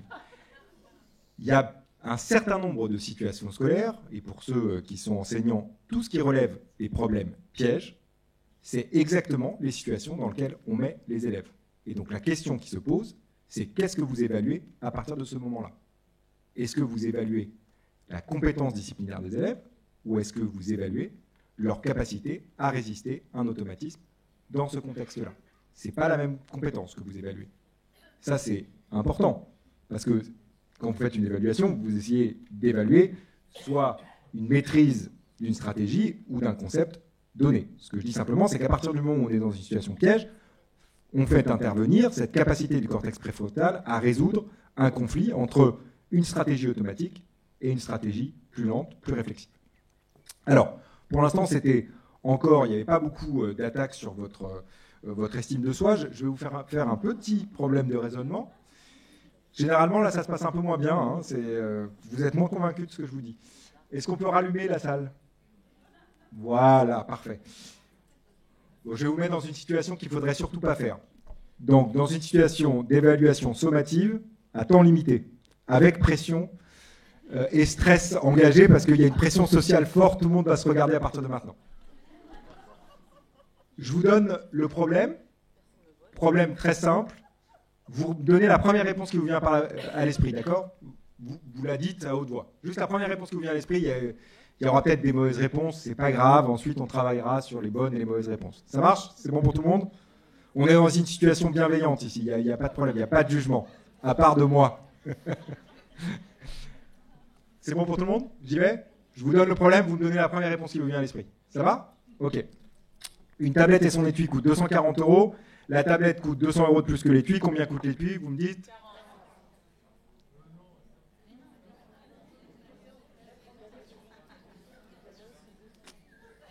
C'est bon? 40? On arrête cette réponse-là? On la valide? Non? Je sais, vous ne voulez pas la valider? Bon, on a toutes et tous pensé 40. Moi, ça fait à peu près 250 fois que je présente ce problème. À chaque fois que je lis ce problème, la première réponse que je veux donner, c'est 40. D'accord? Bon, alors je suis désolé, ce n'est pas la bonne réponse. On part de l'erreur, comme on ferait avec un élève. On part de l'erreur. Si l'étui coûte 40 €, je vous rappelle que le problème dit que la tablette coûte 200 € de plus que l'étui. Donc, si la tablette coûte 200 € de plus que l'étui, elle va coûter 240 €. 240 plus les 40 de l'étui, ça fait 280, ce n'est pas la bonne réponse. Vous faites ça avec 20 €, je vous assure que ça marche. Même si vous n'êtes pas convaincu, si l'étui coûte 20 €, comme la tablette coûte 200 € de plus que l'étui, elle coûte 220 €, 220 plus 20, ça fait bien 240. D'accord? Et ce n'est pas en soi parce que vous êtes nul ou que vous n'arrivez pas à raisonner de façon logique. Si je pose un problème de façon différente, si je vous dis une banane et un ananas coûtent 2,90 €, l'ananas coûte 2 €, combien coûte la banane? Pas de problème, vous trouvez toutes et tous très rapidement la bonne réponse. D'accord? Le premier problème, par définition, c'est un problème piège. J'ai créé le problème de telle manière à créer une situation déclenchante qui fait que vous vous trompez dans cette situation-là. Et ce qui est intéressant pour moi en tant que chercheur, c'est de me dire, mais finalement, où avez-vous créé l'automatisme qui fait que vous vous trompez dans le premier problème que je vous ai présenté? Et je vais essayer d'aller décortiquer finalement dans des problèmes, notamment scolaires, ce qui pourrait faire émerger l'automatisme qui fait que vous vous trompez dans cette situation-là. C'est la résolution des problèmes arithmétiques à contenu verbaux, cycle 2, cycle 3. Donc, vous savez que quand vous demandez à des élèves de résoudre ce type de problème, ou à vos enfants, vous pouvez le faire avec des enfants de 8-9 ans, vous leur dites Pierre a 20 billes, il en a 5 de plus que Paul, combien de billes a Paul? Et vous verrez que, de façon intéressante, alors même que là, vous avez toutes et tous convergé vers la bonne réponse extrêmement rapidement, vous avez déterminé que Paul avait 15 billes, vos élèves ou vos enfants vont vous répondre 25. Parce que l'automatisme qu'ils ont dans leur tête, c'est qu'à partir du moment où j'ai entendu plus, j'active automatiquement l'addition, et j'essaye de faire une addition dans ce contexte-là, alors même que ça va m'amener à me tromper de façon systématique. Encore une fois, ce n'est pas un problème de logique chez les enfants de 9-10 ans. Si vous posez le problème autrement, si vous dites Marie a 10 billes, Julie en a 10 de plus que Marie, combien de billes a Julie? Il ne se trompe pas, parce qu'il y a une cohérence entre l'énoncé du problème et l'opération arithmétique à effectuer. Ok? Donc il se trompe dans le problème piège, mais il ne se trompe pas dans le problème non piège. Et ils se trompent dans le problème piège parce qu'ils ont du mal à résister à l'automatisme. Si j'entends plus, je fais une addition. Si j'entends moins, je fais une soustraction. Donc ensuite, on va étayer l'élève au cours de cet apprentissage pour lui apprendre à résoudre ce type de problème. Et ce qu'on va faire, c'est qu'on va déconstruire le problème. On va lui expliquer la règle un peu différemment. On va lui dire, regarde, par exemple, on peut faire une représentation graphique des 20 billes de Pierre. Et puis après, on travaille sur l'énoncé du problème. On lui dit, regarde, si on te dit qu'il en a 5 de plus que Paul, ça veut dire qu'en fait, Paul, il en a 5 de moins que Pierre. Et à ce moment-là, il va pouvoir trouver l'opération arithmétique à effectuer. Il effectue l'opération arithmétique, il vous donne la bonne réponse. Pendant que vous lui apprenez ça de façon systématique, son cerveau détecte une régularité qui fonctionne beaucoup plus vite et en engageant beaucoup moins de ressources cognitives. Il comprend qu'en fait, dans ce type de problème, dès que vous entendez plus que, vous faites une soustraction, dès que vous entendez moins que, vous faites une addition. Et donc, c'est ce qui fait que quelques années après, quand un psychologue vient dans une salle de cinéma vous demander combien coûte une tablette et son étui, vous vous trompez de façon systématique. Donc l'apprentissage, ça n'est pas simplement empiler des connaissances les unes sur les autres, c'est aussi apprendre à déconstruire et à désapprendre certains automatismes qui se construisent de façon implicite au cours de nos apprentissages. Vous n'êtes évidemment pas en train de dire explicitement aux élèves qu'il faut utiliser cette stratégie. Néanmoins, la régularité et l'observation de régularité dans l'environnement fait qu'il va construire ce type d'automatisme et qu'il faut aussi pouvoir l'aider dans les problèmes pièges à déconstruire ce type d'automatisme. Et ce qu'on a montré au laboratoire, c'est que c'est une stratégie pédagogique qui fonctionne mieux que le simple fait de lui réexpliquer la règle dans ce type de contexte. Alors très rapidement, vous dire qu'on a travaillé sur plein de situations pièges pour l'élève, et dans chacune de ces situations, on a démontré qu'effectivement, la difficulté rencontrée par les élèves dans ce type de situation s'expliquait en partie par une difficulté à résister à un automatisme qui peut être de nature différente. Par exemple, chez les élèves à la fin du cycle 1 et au début du cycle 2, il y a des difficultés spécifiques de reconnaissance des lettres dont l'image en miroir constitue une autre lettre. Ça, c'est parfaitement normal d'une certaine manière parce que apprendre à lire, c'est réutiliser des zones de notre cerveau qui, à l'origine, ne sont pas du tout destinées à reconnaître des lettres dont l'image en miroir constitue une autre lettre. Ces zones de notre cerveau, elles ont une propriété intrinsèque qui est de généraliser en miroir. Typiquement, c'est très adaptatif de pouvoir reconnaître les objets et de ne pas mettre 5 millisecondes de plus pour reconnaître cette bouteille si elle est présentée vers la gauche ou vers la droite. Donc, les neurones dans notre système visuel, ils généralisent en miroir. Donc c'est adaptatif pour la reconnaissance des objets, mais c'est évidemment délétère pour la reconnaissance des lettres dont l'image en miroir constitue une autre lettre. Et ce qu'on a montré, c'est que quel que soit votre niveau d'expertise en lecture, à partir du moment où vous voyez un B ou un D, vous allez mettre un tout petit peu plus de temps parce que spontanément, votre cerveau a envie de vous dire que le B et le D sont identiques. Et donc ce qu'il faut apprendre aussi, c'est effectivement à résister à cet automatisme ici neuronal. Les problèmes arithmétiques à contenu verbaux, j'en ai déjà parlé. On a travaillé aussi sur la comparaison des nombres rationnels. Si vous vous demandez pourquoi vos enfants ou les élèves parfois considèrent au début de l'apprentissage des nombres rationnels qu'1,4 est plus petit qu'1,342, c'est parce qu'ils utilisent une stratégie qu'ils ont développée au moment de l'apprentissage de la comparaison des nombres entiers, dans lequel ils utilisent une stratégie approximative du type plus il y a de chiffres dans un nombre, plus il est grand. Ça marche très bien sur les nombres entiers, mais si vous transférez ça sur les nombres rationnels, vous vous trompez de façon systématique. Vous allez considérer qu'1,4 est plus petit qu'1,342. Donc là aussi, apprendre à résister à cette stratégie approximative, c'est un moyen, un levier pédagogique pour amener les élèves à progresser dans ce contexte-là. Je ne vais pas parler sur des fractions, parce que ça m'obligera à dire des choses désagréables sur le plan Villani-Terroscian. Donc je vais passer aux 4e étape, je les pilote, qui est aussi une erreur, mais c'est pas grave, vous allez voir, je vais boucler là-dessus, mais je ne vais pas parler du plan Villani-Terroscian, mais je vais parler du président de la République. Mais pas pour dire quelque chose de désagréable, hein, vous avez mal anticipé, vous ne faites pas preuve de bienveillance.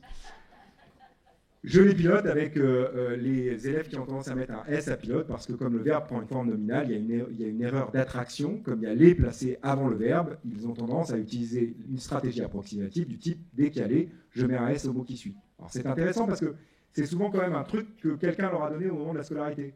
Comme ils oubliaient la marque du pluriel sur les noms, on lui a dit, mais écoute, c'est simple, dès qu'il y a les, tu mets un S au mot qui suit. Ouais. Alors en fait, ça n'est pas du tout une règle grammaticale ou orthographique.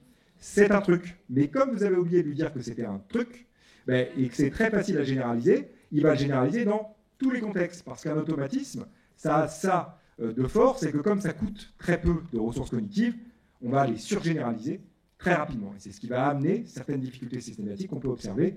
Juste là-dessus, pour finir sur pourquoi je parlais du président de la République, je vous conseille d'aller voir le petit mot qu'il a laissé dans le livre d'or des commémorations du général de Gaulle, dans lequel il a fait une très très belle erreur d'attraction d'orthographe. Vous irez la regarder, il y en a une très belle, elle n'est pas tout à fait de cette nature-là, mais comme quoi, quel que soit son niveau d'instruction ou de responsabilité, on peut encore en faire certaines fautes d'orthographe dans certains contextes. C'est vrai aussi dans les conceptions naïves en physique et en biologie, dans lesquelles finalement, contrairement à ce qu'on peut penser, les conceptions naïves ne remplacent pas les conceptions scientifiques ne remplacent pas les conceptions naïves. La conception naïve et la conception scientifique vont continuer à perdurer dans le cerveau, et dans un certain nombre de contextes, elles peuvent interférer les unes avec les autres.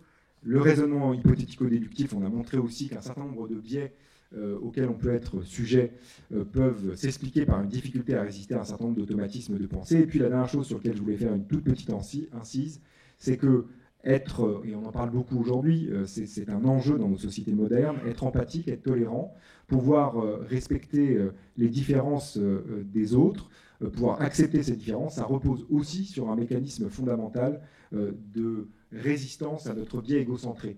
Finalement, on voit toujours le monde selon notre propre prisme, selon notre propre position dans l'espace, et que pour apprendre à être empathique, pour comprendre ce qui fait que l'autre peut avoir des difficultés, peut être dans un état émotionnel X ou Y, ce qu'on doit réussir à faire, c'est à se décentrer. Et pour se décentrer, la première chose qu'on doit apprendre à faire, c'est apprendre à résister à son biais égocentré. Et on voit bien que c'est difficile dans un certain nombre de contextes. Vous n'êtes pas parisien, mais à la fin d'une journée de grève à Paris, quand quelqu'un vous marche sur le pied, vous considérez qu'il a intentionnellement marché sur votre pied. Donc, vous voyez, c'est fondamentalement un biais égocentré. C'est-à-dire que très probablement, la personne n'a absolument pas fait exprès de vous marcher sur le pied. Mais dans ce contexte spécifique, vous avez un peu du mal à être tolérant et à accepter finalement le fait qu'on puisse avoir des difficultés en fonction dans certains contextes. Donc, on voit bien que ce n'est pas une situation en soi, c'est en fonction du contexte qu'on peut avoir plus ou moins de mal à exercer cette capacité à être empathique et tolérant. Et donc, finalement, l'enjeu, ce n'est pas de dire qu'on sera empathique et tolérant dans toutes les situations, c'est simplement de se rappeler qu'effectivement, dans certains contextes, il faut réengager cette résistance cognitive, cette résistance émotionnelle pour pouvoir exprimer nos compétences socio-émotionnelles. Et donc, je finirai là-dessus. Je sais que j'ai pris un tout petit peu de retard, mais quand on va commencer un tout petit peu avant, je vais prendre 5-10 minutes pour finir. Et je voulais finir sur finalement qu'est-ce qu'on peut faire, et j'ai parlé de remotiver les cerveaux. Je pense qu'il y a plusieurs axes sur lesquels on peut essayer de travailler. La première chose sur laquelle j'ai beaucoup insisté, c'est le rapport au savoir. Je crois qu'effectivement, il faut qu'on prenne conscience que quand on a des élèves qui ont dans leur poche un terminal numérique qui leur permet d'accéder à toute la connaissance qui a été créée en 15 millisecondes, ça change évidemment le rapport au savoir. Et si on ne se pose pas la question collective de se dire quel type de rapport au savoir on peut construire maintenant avec les élèves, en étant aussi respectueux, je dirais, de leur intelligence, on ne peut plus simplement leur imposer les savoirs, il faut construire avec eux le pourquoi des savoirs. Et moi, c'est vrai que je reste finalement assez surpris parfois de me rendre compte que dans beaucoup de situations d'apprentissage, on n'explique pas le pourquoi de l'apprentissage. Je doute qu'on explique à beaucoup d'enfants le pourquoi de l'apprentissage de la lecture. Il faut 4 à 5 ans pour devenir un lecteur expert. Si on lui expliquait déjà toutes les étapes par lesquelles il va devoir passer, notamment les premières étapes de la lecture qui sont quand même particulièrement douloureuses. Je rappelle que 18 heures d'apprentissage de l'association graphophonique, je souhaite ça à personne. On est très heureux d'être des lecteurs experts. C'est parfaitement rébarbatif d'apprendre l'appareillement graphophonique. Donc il faut quand même leur donner des perspectives. Il faut leur dire, écoute, oui, il y a un moment d'apprentissage de la lecture qui est dur, mais après, ça va te permettre tellement de choses. Ça te permet de décoder finalement tout ce qui ne prenait pas sens autour de toi. Tu vas pouvoir tout d'un coup le décoder. Ça va pouvoir te permettre de lire tes propres histoires, de comprendre tes propres histoires, parce que je rappelle quand même que l'enjeu de la lecture, c'est quand même la compréhension du texte, c'est pas simplement d'apprendre à décoder des mots, parce que ça serait quand même, je dirais, limité comme enjeu. Et il y a peut-être effectivement un accompagnement dans les apprentissages qu'il faut penser un peu différemment chez ces enfants, pas simplement par la crise de la Covid, mais aussi parce que leur environnement est fondamentalement différent de l'environnement qu'on a connu quand nous sommes rentrés dans les apprentissages. Et donc, en gros, il faut faire sens de ces apprentissages. Il faut en parler avec eux. Il faut leur dire ce qui est en train de se passer dans leur cerveau quand ils apprennent à lire, quand ils apprennent à faire des mathématiques. Parce que tout ça, c'est leur parler d'eux-mêmes. Et vous le savez comme moi, à partir du moment où on parle d'eux aux élèves et aux enfants, vous avez capté leur attention instantanément. Donc il y a un véritable enjeu de, finalement, mise en ordre pour rentrer dans les apprentissages en leur disant quelle est la finalité de ces apprentissages et quelles sont les différentes étapes de ces apprentissages. Et en faisant ça, on va nécessairement devoir travailler sur les compétences socio-émotionnelles dont on parlait. Parce qu'il va falloir effectivement développer, par exemple, leur capacité métacognitive, avoir une capacité d'autoréflexivité par rapport à leurs propres apprentissages. De la même manière, alors je vous donne, d'habitude je ne donne pas d'anecdote, mais je vous donne une anecdote parce que j'ai été surpris, mon fils a 15 ans, il va avoir 16 ans, et il essayait péniblement d'apprendre quelque chose en histoire, et il me posait la question, je lui disais, mais est-ce qu'on t'a déjà expliqué pourquoi tu apprenais des faits historiques? Enfin, quel est l'enjeu finalement de faire de l'histoire? Et alors, c'est peut-être mon fils uniquement, il n'a peut-être pas eu de chance. Mais il est en seconde, et je vous assure que ce qu'il m'a dit en tout cas, c'est qu'on ne lui avait jamais expliqué que avoir compris les faits historiques, avoir compris l'histoire, c'est une façon de comprendre le monde moderne et de comprendre la société dans laquelle il vit. Et je trouve que c'est quand même paradoxal, c'est-à-dire qu'on les laisse quand même souvent dans une espèce de situation d'ambiguïté extrêmement importante, alors même que si on désambiguisait la situation, en leur expliquant le pourquoi, le comment des apprentissages, on aurait des effets extrêmement puissants sur motiver ces élèves à apprendre. Parce que dans plein d'autres situations, ils engagent énormément, je dirais, de persévérance dans leurs apprentissages. Je ne sais pas, pour certains d'entre vous, si vous avez des adolescents et si vous regardez la façon qu'ils apprennent sur leurs jeux vidéo, ils sont particulièrement persévérants de ce point de vue-là. Donc, je ne dis pas que l'école doit être une situation où on ne prédispose et on n'utilise que des situations ludiques. Je dis simplement qu'ils ont donc bien la capacité d'être persévérants, de s'engager et d'engager des ressources dans leurs apprentissages. Tout l'enjeu, c'est effectivement de donner du sens à s'engager. Parce que si j'engage du temps et des ressources dans un apprentissage, j'aimerais bien savoir pourquoi. Et je crois qu'effectivement, il y a une quête dans cette génération-là, a fortiori dans cette génération post-Covid, qui quand même, dans laquelle on a quand même ébranlé une partie des piliers de nos sociétés, ils vont encore plus fortement nous demander le pourquoi et le comment des apprentissages. Je crois qu'il va falloir qu'on soit en mesure de leur répondre. Parce que je pense fondamentalement, par exemple, quoi que je dise, qu'il faut continuer à acquérir des connaissances. Mais si vous leur dites qu'il faut continuer à acquérir des connaissances en leur donnant comme argument simplement que parfois ils ne seront pas en mesure d'être connectés à Internet, je vous assure que c'est un argument qui ne porte pas. C'est pas bon comme argument, même vous ne seriez pas convaincu. Par contre, leur dire que, effectivement, avoir des connaissances vérifiées, transmises par une source fiable, c'est un moyen de pouvoir évaluer l'information dans un monde dans lequel l'information va de plus en plus vite et dans lequel on peut être exposé à des fausses informations. Donc si j'ai un système de connaissances qui me permet d'évaluer l'information, ça prend sens. C'est pour ça que je transmets des connaissances à ce moment-là. C'est à ce moment-là que je peux expliquer pourquoi je dois construire des connaissances. Alors l'autre idée, c'est comment on peut les remotiver finalement. On a plein de petites choses, toutes simples, qu'on peut mettre en place aujourd'hui, qui sont basées en partie sur des recherches qui ont été menées ces 50 dernières années dans le domaine de la psychologie des apprentissages et des neurosciences. On sait que la motivation, c'est un processus extrêmement important pour l'ensemble des comportements orientés vers des buts, comme les apprentissages. À partir du moment où on apprend, on a un objectif, et à partir du moment où on est dans une situation dans laquelle on a des objectifs et des buts, la motivation est un levier pour atteindre ces objectifs et ces buts.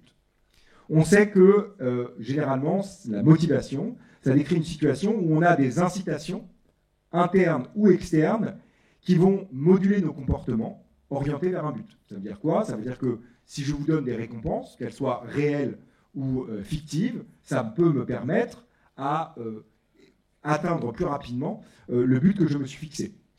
Les récompenses, les punitions vont induire de la motivation et entraînent des ajustements de processus cognitifs qui vont influencer tous nos comportements.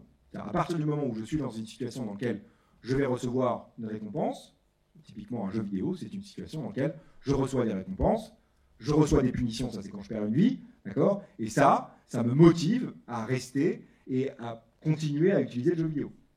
D'accord? Et on peut utiliser d'autres types, pas forcément un jeu vidéo, quand je joue à un jeu de société, j'ai exactement les mêmes processus qui se mettent en jeu. Quand je suis dans des apprentissages scolaires, les mêmes processus peuvent se mettre en jeu. J'ai envie de travailler pour obtenir une bonne note. Ce n'est pas la meilleure des motivations, si vous voulez mon avis, mais néanmoins, il y a un certain nombre d'élèves qui travaillent pour obtenir une bonne note. D'accord? C'est une motivation, et ensuite, ils reçoivent une récompense quand ils ont une bonne note, une punition quand ils reçoivent une mauvaise note. Et ça module leur comportement orienté vers un but, réussir dans ces apprentissages. Et c'est juste pour vous montrer que ça peut moduler des choses d'extrêmement bas niveau. Ici, c'est une tâche toute simple, dans laquelle les participants doivent déterminer la localisation d'un visage. Donc vous imaginez, vous êtes devant un écran d'ordinateur, et puis tout d'un coup, il y a un visage qui va apparaître très très rapidement à l'écran et au milieu de plein d'autres distracteurs, et vous devez aller pointer sur ce visage-là. D'accord ? C'est pas plus compliqué que ça, la tâche. Et puis, il y a un indice qui est présenté avant le stimulus qui indique dans 70% des cas la localisation de la cible. Et ce que vous montrez, c'est que, quelle que soit l'expérience, quel que soit le moment où vous allez présenter la récompense, plus vous augmentez la récompense que vous pourrez obtenir si vous arrivez à trouver correctement la cible à l'écran, c'est-à-dire le visage à l'écran, plus vous êtes bon dans cette tâche-là. C'est trivial, hein, c'est une tâche de reconnaissance visuelle. Le simple fait que je vous dise vous allez gagner 1 euro à chaque fois que vous allez trouver le visage va faire que vous allez être meilleur. Donc on voit que la motivation, c'est un levier pour la réussite dans une tâche donnée. Okay, ici, c'est une motivation extrinsèque. Je vous dis que vous gagnez de l'argent si vous arrivez à bien reconnaître le visage, et ça va avoir un effet au niveau cérébral, ça module l'activité dans l'ensemble du cerveau. Donc la motivation, elle joue sur le réseau de la dopamine. La dopamine, vous en avez beaucoup entendu parler, c'est le réseau de la récompense. Ça active finalement des structures dans le lobe limbique, c'est-à-dire des structures qui sont représentées ici en partie en jaune et en violet, et qui sont des structures qui sont impliquées dans le réseau de la récompense et dans le plaisir. À partir du moment où vous recevez de la récompense, des récompenses, vous allez avoir une activation des structures limbiques enfouies au cœur du cerveau, et l'activation de ces structures limbiques va en réaction avoir des effets sur l'ensemble du cortex. Donc à partir du moment où vous jouez sur des récompenses, à partir du moment où vous jouez sur la motivation des apprenants, vous allez avoir en cascade, en jouant sur le système limbique, un effet sur l'ensemble du cortex, c'est-à-dire sur l'ensemble des fonctions cognitives. Donc, quelle que soit la fonction cognitive considérée, à partir du moment où je joue sur la motivation des apprenants, je vais avoir une modulation de leur comportement, une modulation des fonctions cognitives et des processus cognitifs qu'ils vont engager. On a 2 grands types de motivation. La motivation extrinsèque, ça c'est typiquement celle qu'on utilise dans la majorité des situations. On vous dit que la motivation extrinsèque, typiquement, elle va émerger quand vous allez obtenir une récompense ou éviter une punition. À partir du moment où je suis dans une situation où j'essaye d'obtenir une récompense, ou alors j'essaye finalement d'éviter une punition, je vais jouer sur des processus motivationnels. Elle a des effets globalement positifs à court terme. Si vous voulez très rapidement changer le comportement d'un individu, vous jouez sur sa motivation extrinsèque. Ça marche aussi sur les apprentissages, vous le voyez bien, quand on met d'une certaine manière un objectif en termes de notes à atteindre, soit pour vos enfants, soit pour les élèves, ça va fonctionner. Néanmoins, elle va avoir un effet délétère sur la motivation intrinsèque à long terme. Et ça, c'est fondamentalement un problème. Parce que cette motivation extrinsèque, c'est en gros la partie immergée de l'iceberg. Mais le vrai enjeu, c'est que les enfants s'engagent dans les apprentissages parce qu'ils ont envie d'apprendre. C'est-à-dire qu'on puisse développer leur motivation intrinsèque. Donc si vous n'utilisez que de la motivation extrinsèque, ce que vous allez avoir comme effet délétère, c'est que progressivement, vous allez diminuer la motivation intrinsèque des apprenants. Et typiquement, on est aujourd'hui, globalement, dans un système et dans une société qui joue essentiellement sur la motivation extrinsèque des individus et très peu sur la motivation intrinsèque des individus. Et je crois que dans cette ère post-Covid, ce qui va être de plus en plus clair, c'est que si vous allez jouer sur la motivation extrinsèque des apprenants, ça ne va pas marcher. Ils s'en foutent d'avoir de bonnes notes, hein, très honnêtement, de plus en plus.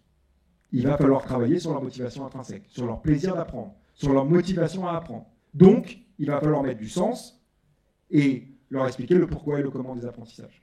Parce que c'est ça qui sera une gageure de pouvoir développer leur motivation intrinsèque. Donc, la motivation intrinsèque, c'est l'intérêt et le plaisir à la réalisation de l'activité en elle-même, le plaisir d'apprendre. Je rappelle quand même que le plaisir d'apprendre, c'est quand même quelque chose qui est intrinsèque aux enfants. Si vous prenez les enfants quand ils apprennent à marcher, quand ils apprennent à parler, quand ils apprennent à compter au début, ils ont une soif d'apprendre qui est quasiment inaltérable. Et donc c'est là-dessus qu'il faut réussir à jouer. C'est comment on maintient finalement cette motivation intrinsèque de ces enfants. Et cette motivation intrinsèque, on sait qu'elle est associée à une meilleure réussite scolaire, à une meilleure capacité à persévérer face à des difficultés. C'est aussi un enjeu, parce que l'apprentissage, c'est parfois difficile. Donc on a besoin de cette motivation intrinsèque pour que les apprenants restent engagés dans l'apprentissage. Et puis, ça a un effet sur le bien-être des enfants et des adolescents. Donc il y a un vrai enjeu à collectivement se dire, mais comment on maintient cette motivation intrinsèque, cette plaisir d'apprendre. Alors on a plein de choses. La première chose, c'est ce que je disais, c'est il faut définir des buts. c'est important chez l'enfant de faire la même chose qu'on ferait dans une formation pour les adultes, c'est-à-dire leur définir les objectifs. Les objectifs à atteindre, les sous-objectifs qui permettront d'arriver à l'objectif qu'on aimerait qu'ils atteignent en termes d'apprentissage. Et donc ici, c'est une petite expérience qui montre simplement qu'on demande à des étudiants d'acquérir une nouvelle aptitude dans un jeu de flipper, et on va formuler les buts soit en termes de réussite, soit en termes de maîtrise. Donc on va jouer soit sur la motivation extrinsèque, soit sur la motivation intrinsèque. Je ne vais pas rentrer dans le détail de cela, mais ce qu'on démontre expérimentalement, c'est qu'à partir du moment où vous présentez les buts en termes de maîtrise de la compétence, vous allez motiver intrinsèquement les apprenants et ils réussissent mieux dans ce type de situation. Ils restent plus engagés dans la situation. De la même manière, la communication va être critique, faire des feedbacks qui vont favoriser l'autonomie des apprenants et conjuguer à des feedbacks positifs, va avoir des effets positifs sur leurs apprentissages. Donc il y a un enjeu aussi à se poser la question de quel feedback on fait aux apprenants. Sachant que c'est un peu un paradoxe, c'est qu'on sait que globalement, jusqu'à la fin du système du secondaire, ce qui fonctionne le mieux, que ce soit avec les enfants ou les adolescents, c'est les feedbacks positifs. Et on passe quand même notre temps à envoyer des feedbacks négatifs aux apprenants. Donc, on prend le problème à l'envers. C'est-à-dire qu'il faut, 1, les autonomiser, 2, leur faire des feedbacks positifs. Parce que c'est ce qui fonctionne sur leurs apprentissages. Et c'est ce qui maintient leur motivation intrinsèque. Dernière chose, limiter la pression temporelle. On sait qu'à partir du moment où on va faire des évaluations avec des pressions temporelles fortes, on va diminuer la motivation intrinsèque des apprenants. On sait qu'à partir du moment où vous définissez une limite temporelle sur les apprentissages, ils vont être moins engagés dans les apprentissages ensuite quand vous allez leur proposer une activité libre. Donc il y a un véritable enjeu à essayer dans la mesure du possible de ne pas faire d'évaluation sommative à temps limité parce que par définition vous allez diminuer la motivation intrinsèque des apprenants et donc leur réussite dans leurs apprentissages. Et puis on peut aussi jouer sur finalement le sentiment finalement que les apprentissages nous appartiennent. On sait qu'il y a 2 grands effets en psychologie sociale qui sont importants. Les individus vont attribuer plus de valeur à ce qu'ils créent, et donc ça remet au centre des dispositifs pédagogiques l'enjeu effectivement de l'action et de la création par eux-mêmes de la situation d'apprentissage, parce qu'à partir du moment où j'ai été acteur de la situation d'apprentissage, je lui donne une valeur subjective plus grande, et la deuxième chose, c'est qu'à partir du moment où on possède quelque chose, on lui donne une valeur plus importante. Donc il y a un double enjeu ici, c'est qu'effectivement il faut que ce sentiment d'appartenance puisse être développé chez les apprenants parce que c'est un véritable enjeu pour maintenir leur motivation intrinsèque. Dernière chose, et puis je finirai là-dessus, même si j'ai encore 50 slides à peu près à vous présenter. Donc ça c'est toujours comme ça, mais comme ça on permettra d'ouvrir un espace de discussion. La dernière idée, encore une fois, quand on présente les buts d'une activité pédagogique ou même d'une discipline, on sait qu'effectivement, présenter la situation d'apprentissage comme une situation dans laquelle on va développer des compétences, ça marche moins bien, notamment chez certaines populations, que si on présente l'activité comme une activité où on va potentiellement développer des interactions sociales entre les apprenants. Et donc c'est une autre possibilité de développement de la motivation intrinsèque au service des apprentissages, c'est de bien définir finalement quels sont les objectifs dans une situation d'apprentissage. Et c'est ce que je vous disais tout à l'heure. C'est-à-dire que si on crée une situation d'apprentissage par coopération en groupe, l'enjeu, c'est de leur dire que la finalité de cette situation d'apprentissage, c'est aussi de développer ces compétences de travail en équipe. Parce que quand on fait cela, on va maintenir la motivation intrinsèque des apprenants et ils seront d'autant plus engagés dans la situation d'apprentissage, et donc ils apprendront d'autant mieux. Donc il y a un enjeu finalement à expliciter tous les implicites des situations d'apprentissage. Et ce n'est pas la même chose exactement que quand on parle de pédagogie explicite, c'est fondamentalement expliciter le contexte même de l'apprentissage et les finalités même de l'apprentissage. Et c'est par ces leviers-là qu'on arrivera à motiver les enfants post-Covid à réussir dans notre système éducatif d'une part, mais aussi à pouvoir prendre toute leur place dans notre société, parce que c'est quand même tout l'enjeu, c'est effectivement de se dire qu'on va créer des citoyens qui arriveront à résoudre les problématiques qui se posent pour le monde, que nous connaîtrons quand ils sortiront de notre système éducatif, c'est-à-dire dans 10, 15, parfois 20 ans, s'ils restent un peu trop à l'université comme moi. Voilà, merci beaucoup pour votre attention. Et si vous avez des questions...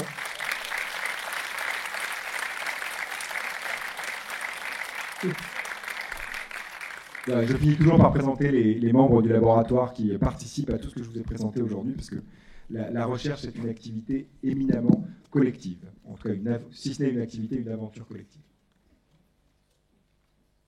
Merci beaucoup, Grégoire. On a un petit moment pour les questions pour celles et ceux qui en auraient. Sachant qu'après, l'association Optimum, qui est partenaire du festival, qui est une des 2 associations de parents d'élèves à Marennes, a organisé un pot où vous pourrez continuer d'échanger de manière plus informelle pour ceux qui n'oseraient pas prendre la parole devant tout le monde. Non, on a dit qu'on était dans un cadre bienveillant, donc... C'est ça.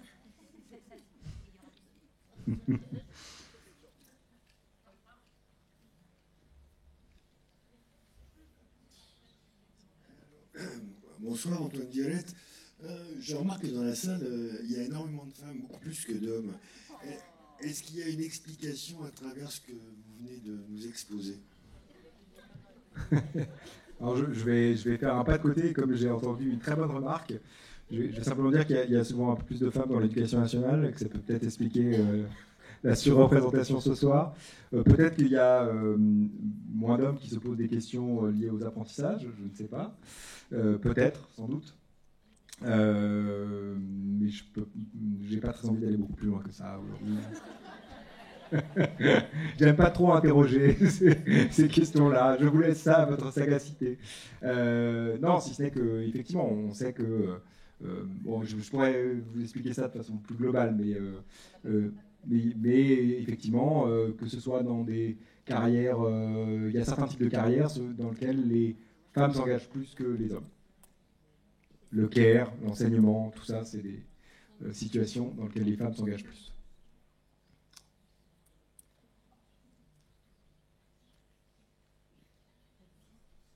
Il n'y avait aucune question, en fait.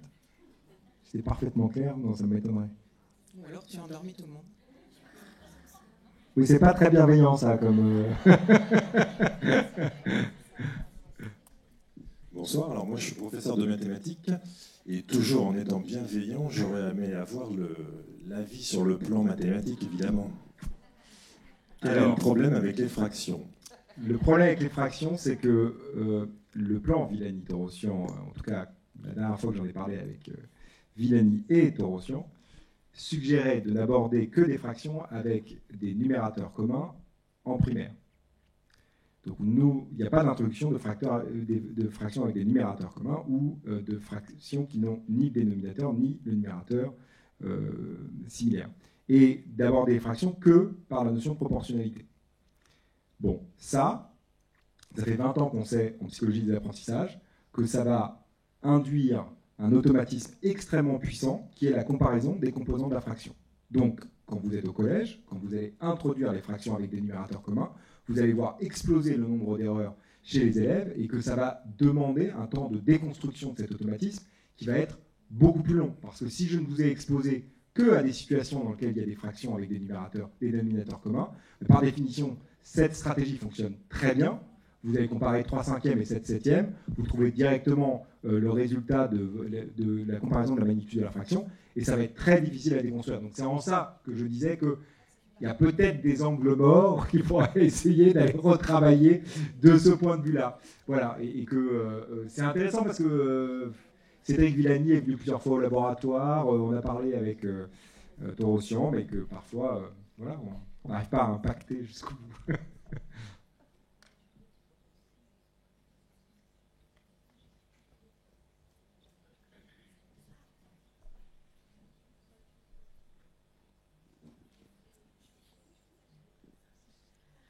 Alors, tout d'abord, merci, c'était super.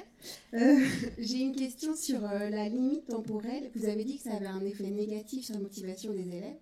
Est-ce que ça signifie que quand on leur demande de faire du travail en autonomie notamment et qu'on leur donne un temps délimité, on met par exemple un timer, vous avez 15 minutes, ou alors 2 fois 15 minutes pour faire 2 ateliers.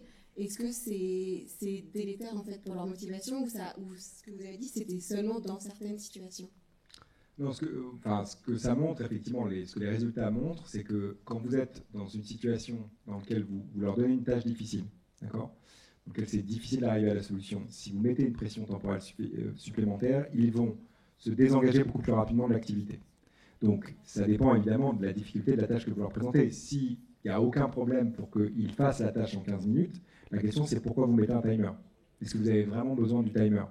L'enjeu, ça peut être aussi de se dire, si vous savez combien de temps met l'activité, si vous avez finalement une idée du temps total que doit pouvoir mettre l'activité, l'enjeu c'est sans doute de pouvoir dans un premier temps les faire travailler peut-être avec un timer, mais progressivement d'enlever ce timer-là, parce qu'on sait que ça va avoir un effet sur leur volonté de s'engager dans des tâches plus ou moins difficiles et leur persévérance dans ces tâches-là. Parce que ce sur quoi joue la motivation intrinsèque, c'est précisément la persévérance. Parce qu'à partir du moment où j'apprends et j'ai un plaisir à apprendre et que je suis motivé à apprendre, je peux m'engager sur des périodes plus longues, même dans des situations difficiles. Après, j'entends bien que la situation scolaire, la forme scolaire, fait que c'est pas toujours pertinent et c'est difficile souvent à mettre en place. Mais ça veut simplement dire qu'on peut essayer peut-être d'alterner des situations dans lesquelles il y a un temps limité et d'autres situations dans lesquelles on ne limite pas le temps et qu'on peut effectivement leur faire aussi prendre conscience de cela. Je crois que tout l'enjeu de ce que j'ai dit aujourd'hui, c'est pas simplement que ce soit un savoir qui soit partagé entre nous, mais que c'est un savoir qui puisse être partagé avec les élèves. Et je crois que ça, c'est un véritable enjeu. Tout ce que je vous ai dit là, c'est expliqué. On peut l'expliquer à un élève de collège, à un élève de lycée, et pour l'avoir essayé de le faire, on peut le dire même à des élèves de primaire. Et c'est un enjeu. Parce que je pense que, en fait, ce qu'on ne fait pas suffisamment dans notre école, c'est de transmettre de façon très explicite les outils pour apprendre. Et c'est un peu paradoxal quand on y pense. Si vous prenez, j'aime bien les jeux vidéo parce qu'en plus je sais que c'est contre-intuitif tout ce que je vous dis. Si vous prenez des jeux vidéo qui sont bien construits, type Zelda, il y a toute une première phase du jeu vidéo où on vous apprend à utiliser les outils. Et dans un second temps, une fois que vous avez maîtrisé l'utilisation des outils, vous rentrez réellement dans le jeu, vous faites vos quêtes, vous faites vos trucs et tout ça. Là, c'est un peu paradoxal, on fait exactement l'inverse dans l'école. C'est-à-dire qu'on les met face à un apprentissage scolaire extrêmement complexe qui est l'apprentissage de la lecture, sans leur avoir donné les outils au préalable pour apprendre. Je crois qu'effectivement, c'est peut-être là aussi l'enjeu de... Il y a beaucoup de questions sur la maternelle, qu'est-ce que doit être le lieu de la maternelle? Et ce qu'on dit au laboratoire, et ce qu'on essaie de tester en ce moment au laboratoire, c'est de se dire que le lieu de la maternelle, ça doit être la transmission de ces outils dont on a besoin pour apprendre. Donc apprendre à mémoriser, apprendre à planifier, apprendre à évaluer, apprendre finalement à avoir une autoréflexivité sur ses propres apprentissages. Apprendre à résister, apprendre à faire tout ça. Et tout ça, on peut le faire à la maternelle. Et l'enjeu, c'est pas simplement de rester dans des activités qui entraîneraient, comme dans une situation, je dirais, sportive, le muscle de la résistance ou le muscle de la motivation, mais c'est d'expliciter tout ça. Donc c'est en ça que je dis que c'est différent de ce qu'on entend par pédagogie explicite. C'est d'expliciter l'ensemble des processus dont on a besoin dans la situation d'apprentissage.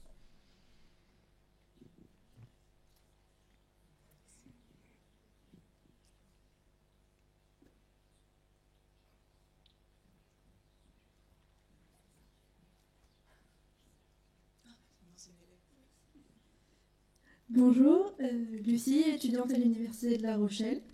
J'ai une question par rapport à ce que vous appeliez question piège. À partir de quel âge est-ce qu'on peut confronter les enfants à cela? Parce que j'ai peur que si on en met trop tôt dans les évaluations sommatives, ça les induise en erreur en fait. C'est une bonne question.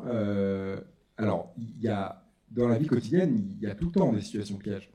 Je veux dire, à partir du moment, par exemple, si je prends un jeu qu'on utilise, nous, pour essayer de développer les compétences justement qui relèvent de cette capacité de résistance cognitive, si vous jouez avec un enfant, même très jeune, à ni oui ni non, il est capable de jouer à ni oui ni non. Quand il joue à 1, 2, 3 soleil, c'est exactement le même type de compétence. À un moment, je dois me stopper, je dois arrêter, maîtriser mon corps. Donc tout ça participe finalement à construire pas à pas ces compétences de résistance à certains automatismes. Et puis ensuite, il y a l'enjeu effectivement de quand est-ce qu'on introduit la situation piège. La situation piège, elle doit être introduite, parce que c'est effectivement une situation qui est intéressante du point de vue de qu'est-ce que l'élève est capable de maîtriser dans une situation où d'autres stratégies sont déclenchées de façon un peu automatique. C'est plutôt dans la séquence qu'il faut la penser, c'est-à-dire sans doute commencer, et il y a de plus en plus de travaux qui montrent ça, notamment dans l'acquisition des concepts scientifiques. L'idée était de dire, on va mettre tout de suite les élèves dans une situation de conflit cognitif. Et bien ça, on sait que ça ne fonctionne pas. Mais c'est drôle, parce que... Enfin, c'est drôle, non, c'est pas très drôle. Je dirais, la démarche qui est utilisée, c'est de mettre l'élève dans une situation de conflit cognitif avant d'avoir développé le concept scientifique chez lui. Alors même que si vous renversez la séquence, vous commencez par expliquer le concept scientifique et ensuite vous introduisez la situation de conflit cognitif entre la conception naïve et la conception scientifique, ça marche beaucoup mieux. C'est-à-dire qu'ils apprennent beaucoup plus. Et ça, c'est des petites choses qui ont beaucoup marqué quand même l'enseignement des sciences. La main à la pâte, par exemple, typiquement, c'est on commence par le conflit cognitif. Sauf que les données montrent que ça ne fonctionne pas très bien. Ça a été généralisé dans 10 000 classes. Voilà. Bonjour, Marie-Ève, enseignante en maternelle. Vous parlez de stress et de pression. En maternelle, cette pression, on l'a déjà. C'est pas à notre niveau, c'est les institutions qui nous la mettent. Donc, tout votre discours, c'est au niveau des institutions qu'il faudrait l'avoir. Parce que vous prêchez pour des convaincus, je pense. Alors, oui. Je suis d'accord avec vous. J'essaye de tenir ce discours, je pense, de façon assez systématique et à beaucoup d'interlocuteurs, quel que soit leur niveau. Je pense qu'il y a des gens qui, comme vous, ont très vite compris d'une certaine manière qu'il y avait une pression qui s'exerçait, qu'il y avait un enjeu sur la maternelle pour aller souvent à l'AGEM et intervenir dans les congrès de l'AGEM. Je crois qu'il y a beaucoup de gens qui se rendent bien compte effectivement qu'il y a un enjeu sur la maternelle, que c'est un enjeu, une pression, il y a une pression forte aujourd'hui autour de la maternelle et qu'il y a un enjeu à porter un discours justement qui dit attention, la maternelle ça doit rester le lieu finalement où on développe ses compétences transverses de sociabilité, de langage, d'oralité et que je crois que si on est suffisamment à porter ce discours-là en l'ancrant aussi sur une démarche, et c'est ce qu'on essaie de faire au laboratoire, c'est-à-dire on l'ancre sur une démarche scientifique, on obtient des données et on va voir les pouvoirs publics en disant attendez, les données elles ne disent pas ce que vous dites d'une certaine manière dans le discours général ou dans la doxa actuelle. Et donc, en tout cas, moi c'est mon rôle, c'est d'avoir des données scientifiques, objectives, à pouvoir opposer à un discours, par exemple sur la maternelle, et de leur dire attention, vous êtes en train d'oublier finalement ces processus transverses. Alors, comment on peut agir? Une des choses sur lesquelles on a agi, c'est au niveau de la DEP, donc le département la direction de l'évaluation de la performance et de la prospective du ministère de l'Éducation nationale, qui a lancé un panel sur la maternelle en petites sections et qui n'allait qu'évaluer les compétences langagières et les compétences mathématiques. Et il n'y avait aucune évaluation de compétences transverses. Et donc, ce qu'on a pu déjà faire, c'est d'aller voir la DEP et leur dire attention, vous avez un angle totalement mort dans votre évaluation, il faut pouvoir aussi évaluer ces compétences-là. Et je sais que ça a pu, les questionnaires ont fait parler dans la communauté des professeurs de maternelle, et on a eu le temps de pouvoir s'expliquer justement là-dessus. Et j'essayais de leur expliquer qu'un des enjeux, c'était précisément de montrer que la maternelle développait ce type de compétences chez les élèves. Et fort de ces données-là, on pourra revenir vers le ministère, vous appelez ça, moi je dirais le ministère, ou le Conseil scientifique de l'éducation nationale, ou le Conseil d'évaluation de l'école, et leur dire, attendez, regardez, ça c'est les données. Donc il y a un enjeu peut-être effectivement à ce qu'on renforce plutôt ce type de processus transverse à la maternelle, dont les compétences socio-émotionnelles, la gestion du stress, tout ce dont on a parlé aujourd'hui. Et je porte ce discours-là.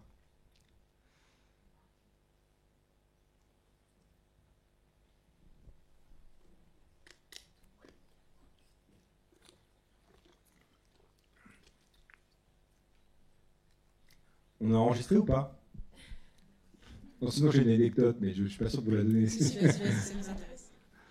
Non, je peux simplement vous dire que le recteur de Paris, qui est l'ancien directeur de cabinet de Jean-Michel Blanquer, dans le plan maternel 2023, il veut qu'on travaille spécifiquement sur l'axe empathie à la maternelle. Donc, vous voyez, on arrive à faire bouger les lignes. Alors, Nadia Linhart, je suis enseignante en maternelle. J'ai adhéré à la GEM aussi, donc je vous ai vu. Voilà. J'ai bien apprécié de vous voir régulièrement. Donc moi j'ai envie, vous avez parlé de stress chronique, de langage, de compétences socio-émotionnelles, de motivation intrinsèque. Est-ce que la PsyD va travailler sur l'école du dehors?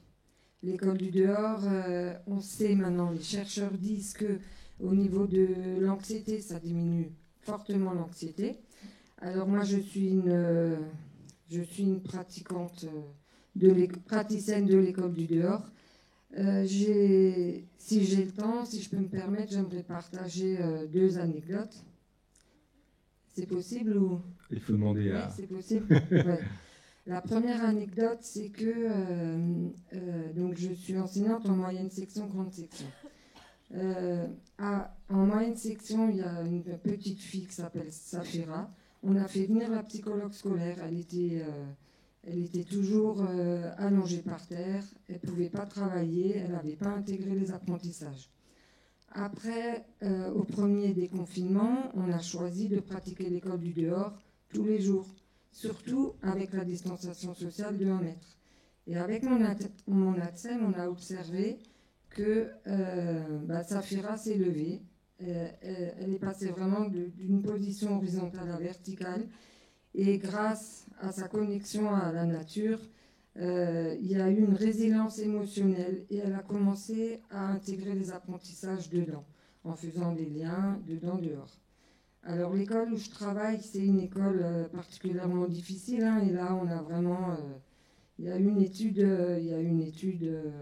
voilà, enfin on le sait, il y a 25% d'enfants issus de la culture des gens du voyage. On est allé, alors là, j'ai envie de parler justement des compétences psycho-émotionnelles et de ce que vous disiez, d'expliciter en fait ce que les enfants apprennent. Donc ma deuxième anecdote, c'est que mardi matin, on est à l'école du dehors et il y a des enfants qui commencent, un enfant Sabir qui ne parle pas, il veut planter un bâton, je l'aide et avec les pelles métalliques, ils ont fait bouger le sol et il y a des vers de terre, des marées qui ont commencé à sortir. Ces vers de terre, ils font entre 10 et 30 cm. Et Lina, qui se souvenait bien l'année dernière, elle a expliqué aux autres enfants pourquoi les vers de terre sortaient. Parce qu'il y a au moment où ils font vibrer le sol, il y a des prédateurs, la taupe, qui pensent... Enfin, non, le ver de terre pense que la taupe arrive, donc les vers de terre sortent. Ce qui est intéressant, c'est que Lina, elle a vécu ça l'année dernière, elle a mémorisé. Pourquoi? Parce qu'on est dans l'action. Et l'école du dehors, c'est une pédagogie en acte. Bon, alors, je reste centrée sur ce que je voulais vous raconter. Et mardi, il y a un élève qui normalement devrait être au CP, mais qui n'est jamais venu à l'école et qui est arrivé pour son premier jour d'école. Et Mathéo était terrorisé par les vers de terre. Et là, on a filmé les enfants et on a vu Lina qui a été capable de jouer et de courir après un copain avec son ver de terre. Et lui criait un peu, mais elle n'a pas... Comment dire, c'était pas cruel, hein, il jouait. Et Mathéo, elle a pu faire la différence avec Mathéo qui avait vraiment peur. Et là, moi j'ai filmé ça et je leur ai montré et je leur ai dit, ben, tu vois, c'est formidable ce que tu as fait parce que tu as été capable d'adapter ton jeu au niveau de peur des enfants. Et qu'est-ce qu'on apprend à l'école? On apprend à respecter l'autre. Et après, en alliant ça avec la communication non violente, les sentiments, les besoins de chacun, voilà, et là on y est. Mais c'est une solidarité. L'école du dehors a permis cette solidarité en acte. Alors allez-vous travailler dessus. Et là, il y a un très beau livre qui vient de sortir de Sylvain Vagnon, L'école dans et avec la nature. Donc eux, ils viennent de l'IRDEF. Voilà. Merci beaucoup pour ce témoignage et je vais vous répondre sur le fait que... Alors, on ne va pas travailler exactement là-dessus, mais je vais vous dire sur quoi on va travailler, ça rejoint ce que vous dites. Je pense que quelque chose qu'on ne fait pas suffisamment, c'est d'intégrer les différents temps scolaires. C'est-à-dire, ça rejoint au-delà de votre expérience qui est l'école du dehors, on n'arrive pas à intégrer ce qui se fait dans le périscolaire, dans l'extrascolaire et dans la salle de classe. Et ce sur quoi on veut essayer de travailler, c'est de dire, mais quand même, je veux dire, dans l'extrascolaire, dans le périscolaire, quand je fais du sport en extrascolaire, quand je fais des activités dans la cour, si je développe des compétences, on parlait d'un 2-3 soleil, je développe des compétences comme vous parliez quand je vais dans la nature faire une sortie, tout ça, l'enjeu, c'est de montrer que tout cela constitue des situations d'apprentissage et les compétences que je développe dans le domaine extrascolaire et périscolaire, je peux les remobiliser dans la salle de classe. Alors ça peut être l'école du dehors, comme vous l'expliquez, dans le temps classe d'aller dehors, mais ça peut être aussi l'enjeu global de dire comment on fait pour former l'ensemble de la communauté éducative qui s'occupe de l'extra et du périscolaire, de telle manière à ce qu'ils soient suffisamment formés sur ces questions-là et de sensibiliser aussi les enseignants sur ce qu'il se passe dans l'extra et le périscolaire, de telle manière à ce que ces différents temps qui constituent des temps d'apprentissage de l'enfant puissent être des leviers d'apprentissage et de réduction des inégalités éducatives. Et c'est ce sur quoi on va travailler. Donc c'est complémentaire, on ne va pas travailler spécifiquement sur le rapport à la nature et l'école du dehors, mais l'enjeu de ce à quoi on essaye de travailler à Paris, c'est de dire, finalement, on a la DASCO d'un côté qui fait ces trucs, on a donc la direction des affaires scolaires, on a le rectorat qui fait un autre truc, et les deux ne se parlent pas, ce qui est absurde, puisqu'ils sont tous les deux en charge, finalement, de l'enfant et des apprentissages de l'enfant. Donc tout l'enjeu, c'est comment on apprend à coordonner ces différents temps d'apprentissage et surtout comment on apprend à les remobiliser dans une salle de classe. Je crois que ça, c'est le vrai enjeu sur lequel nous, on va travailler. C'est très complémentaire à ce que vous présentiez sur l'école du dehors. On va s'arrêter là. Je vous invite vraiment tous vivement à aller dans la salle qui est juste à côté, dans laquelle il y aura d'autres conférences samedi, dont notamment Arnaud Kakia du Labsidé qui nous parlera stress et apprentissage et Mathieu Cassotti qui nous parlera créativité. Oui.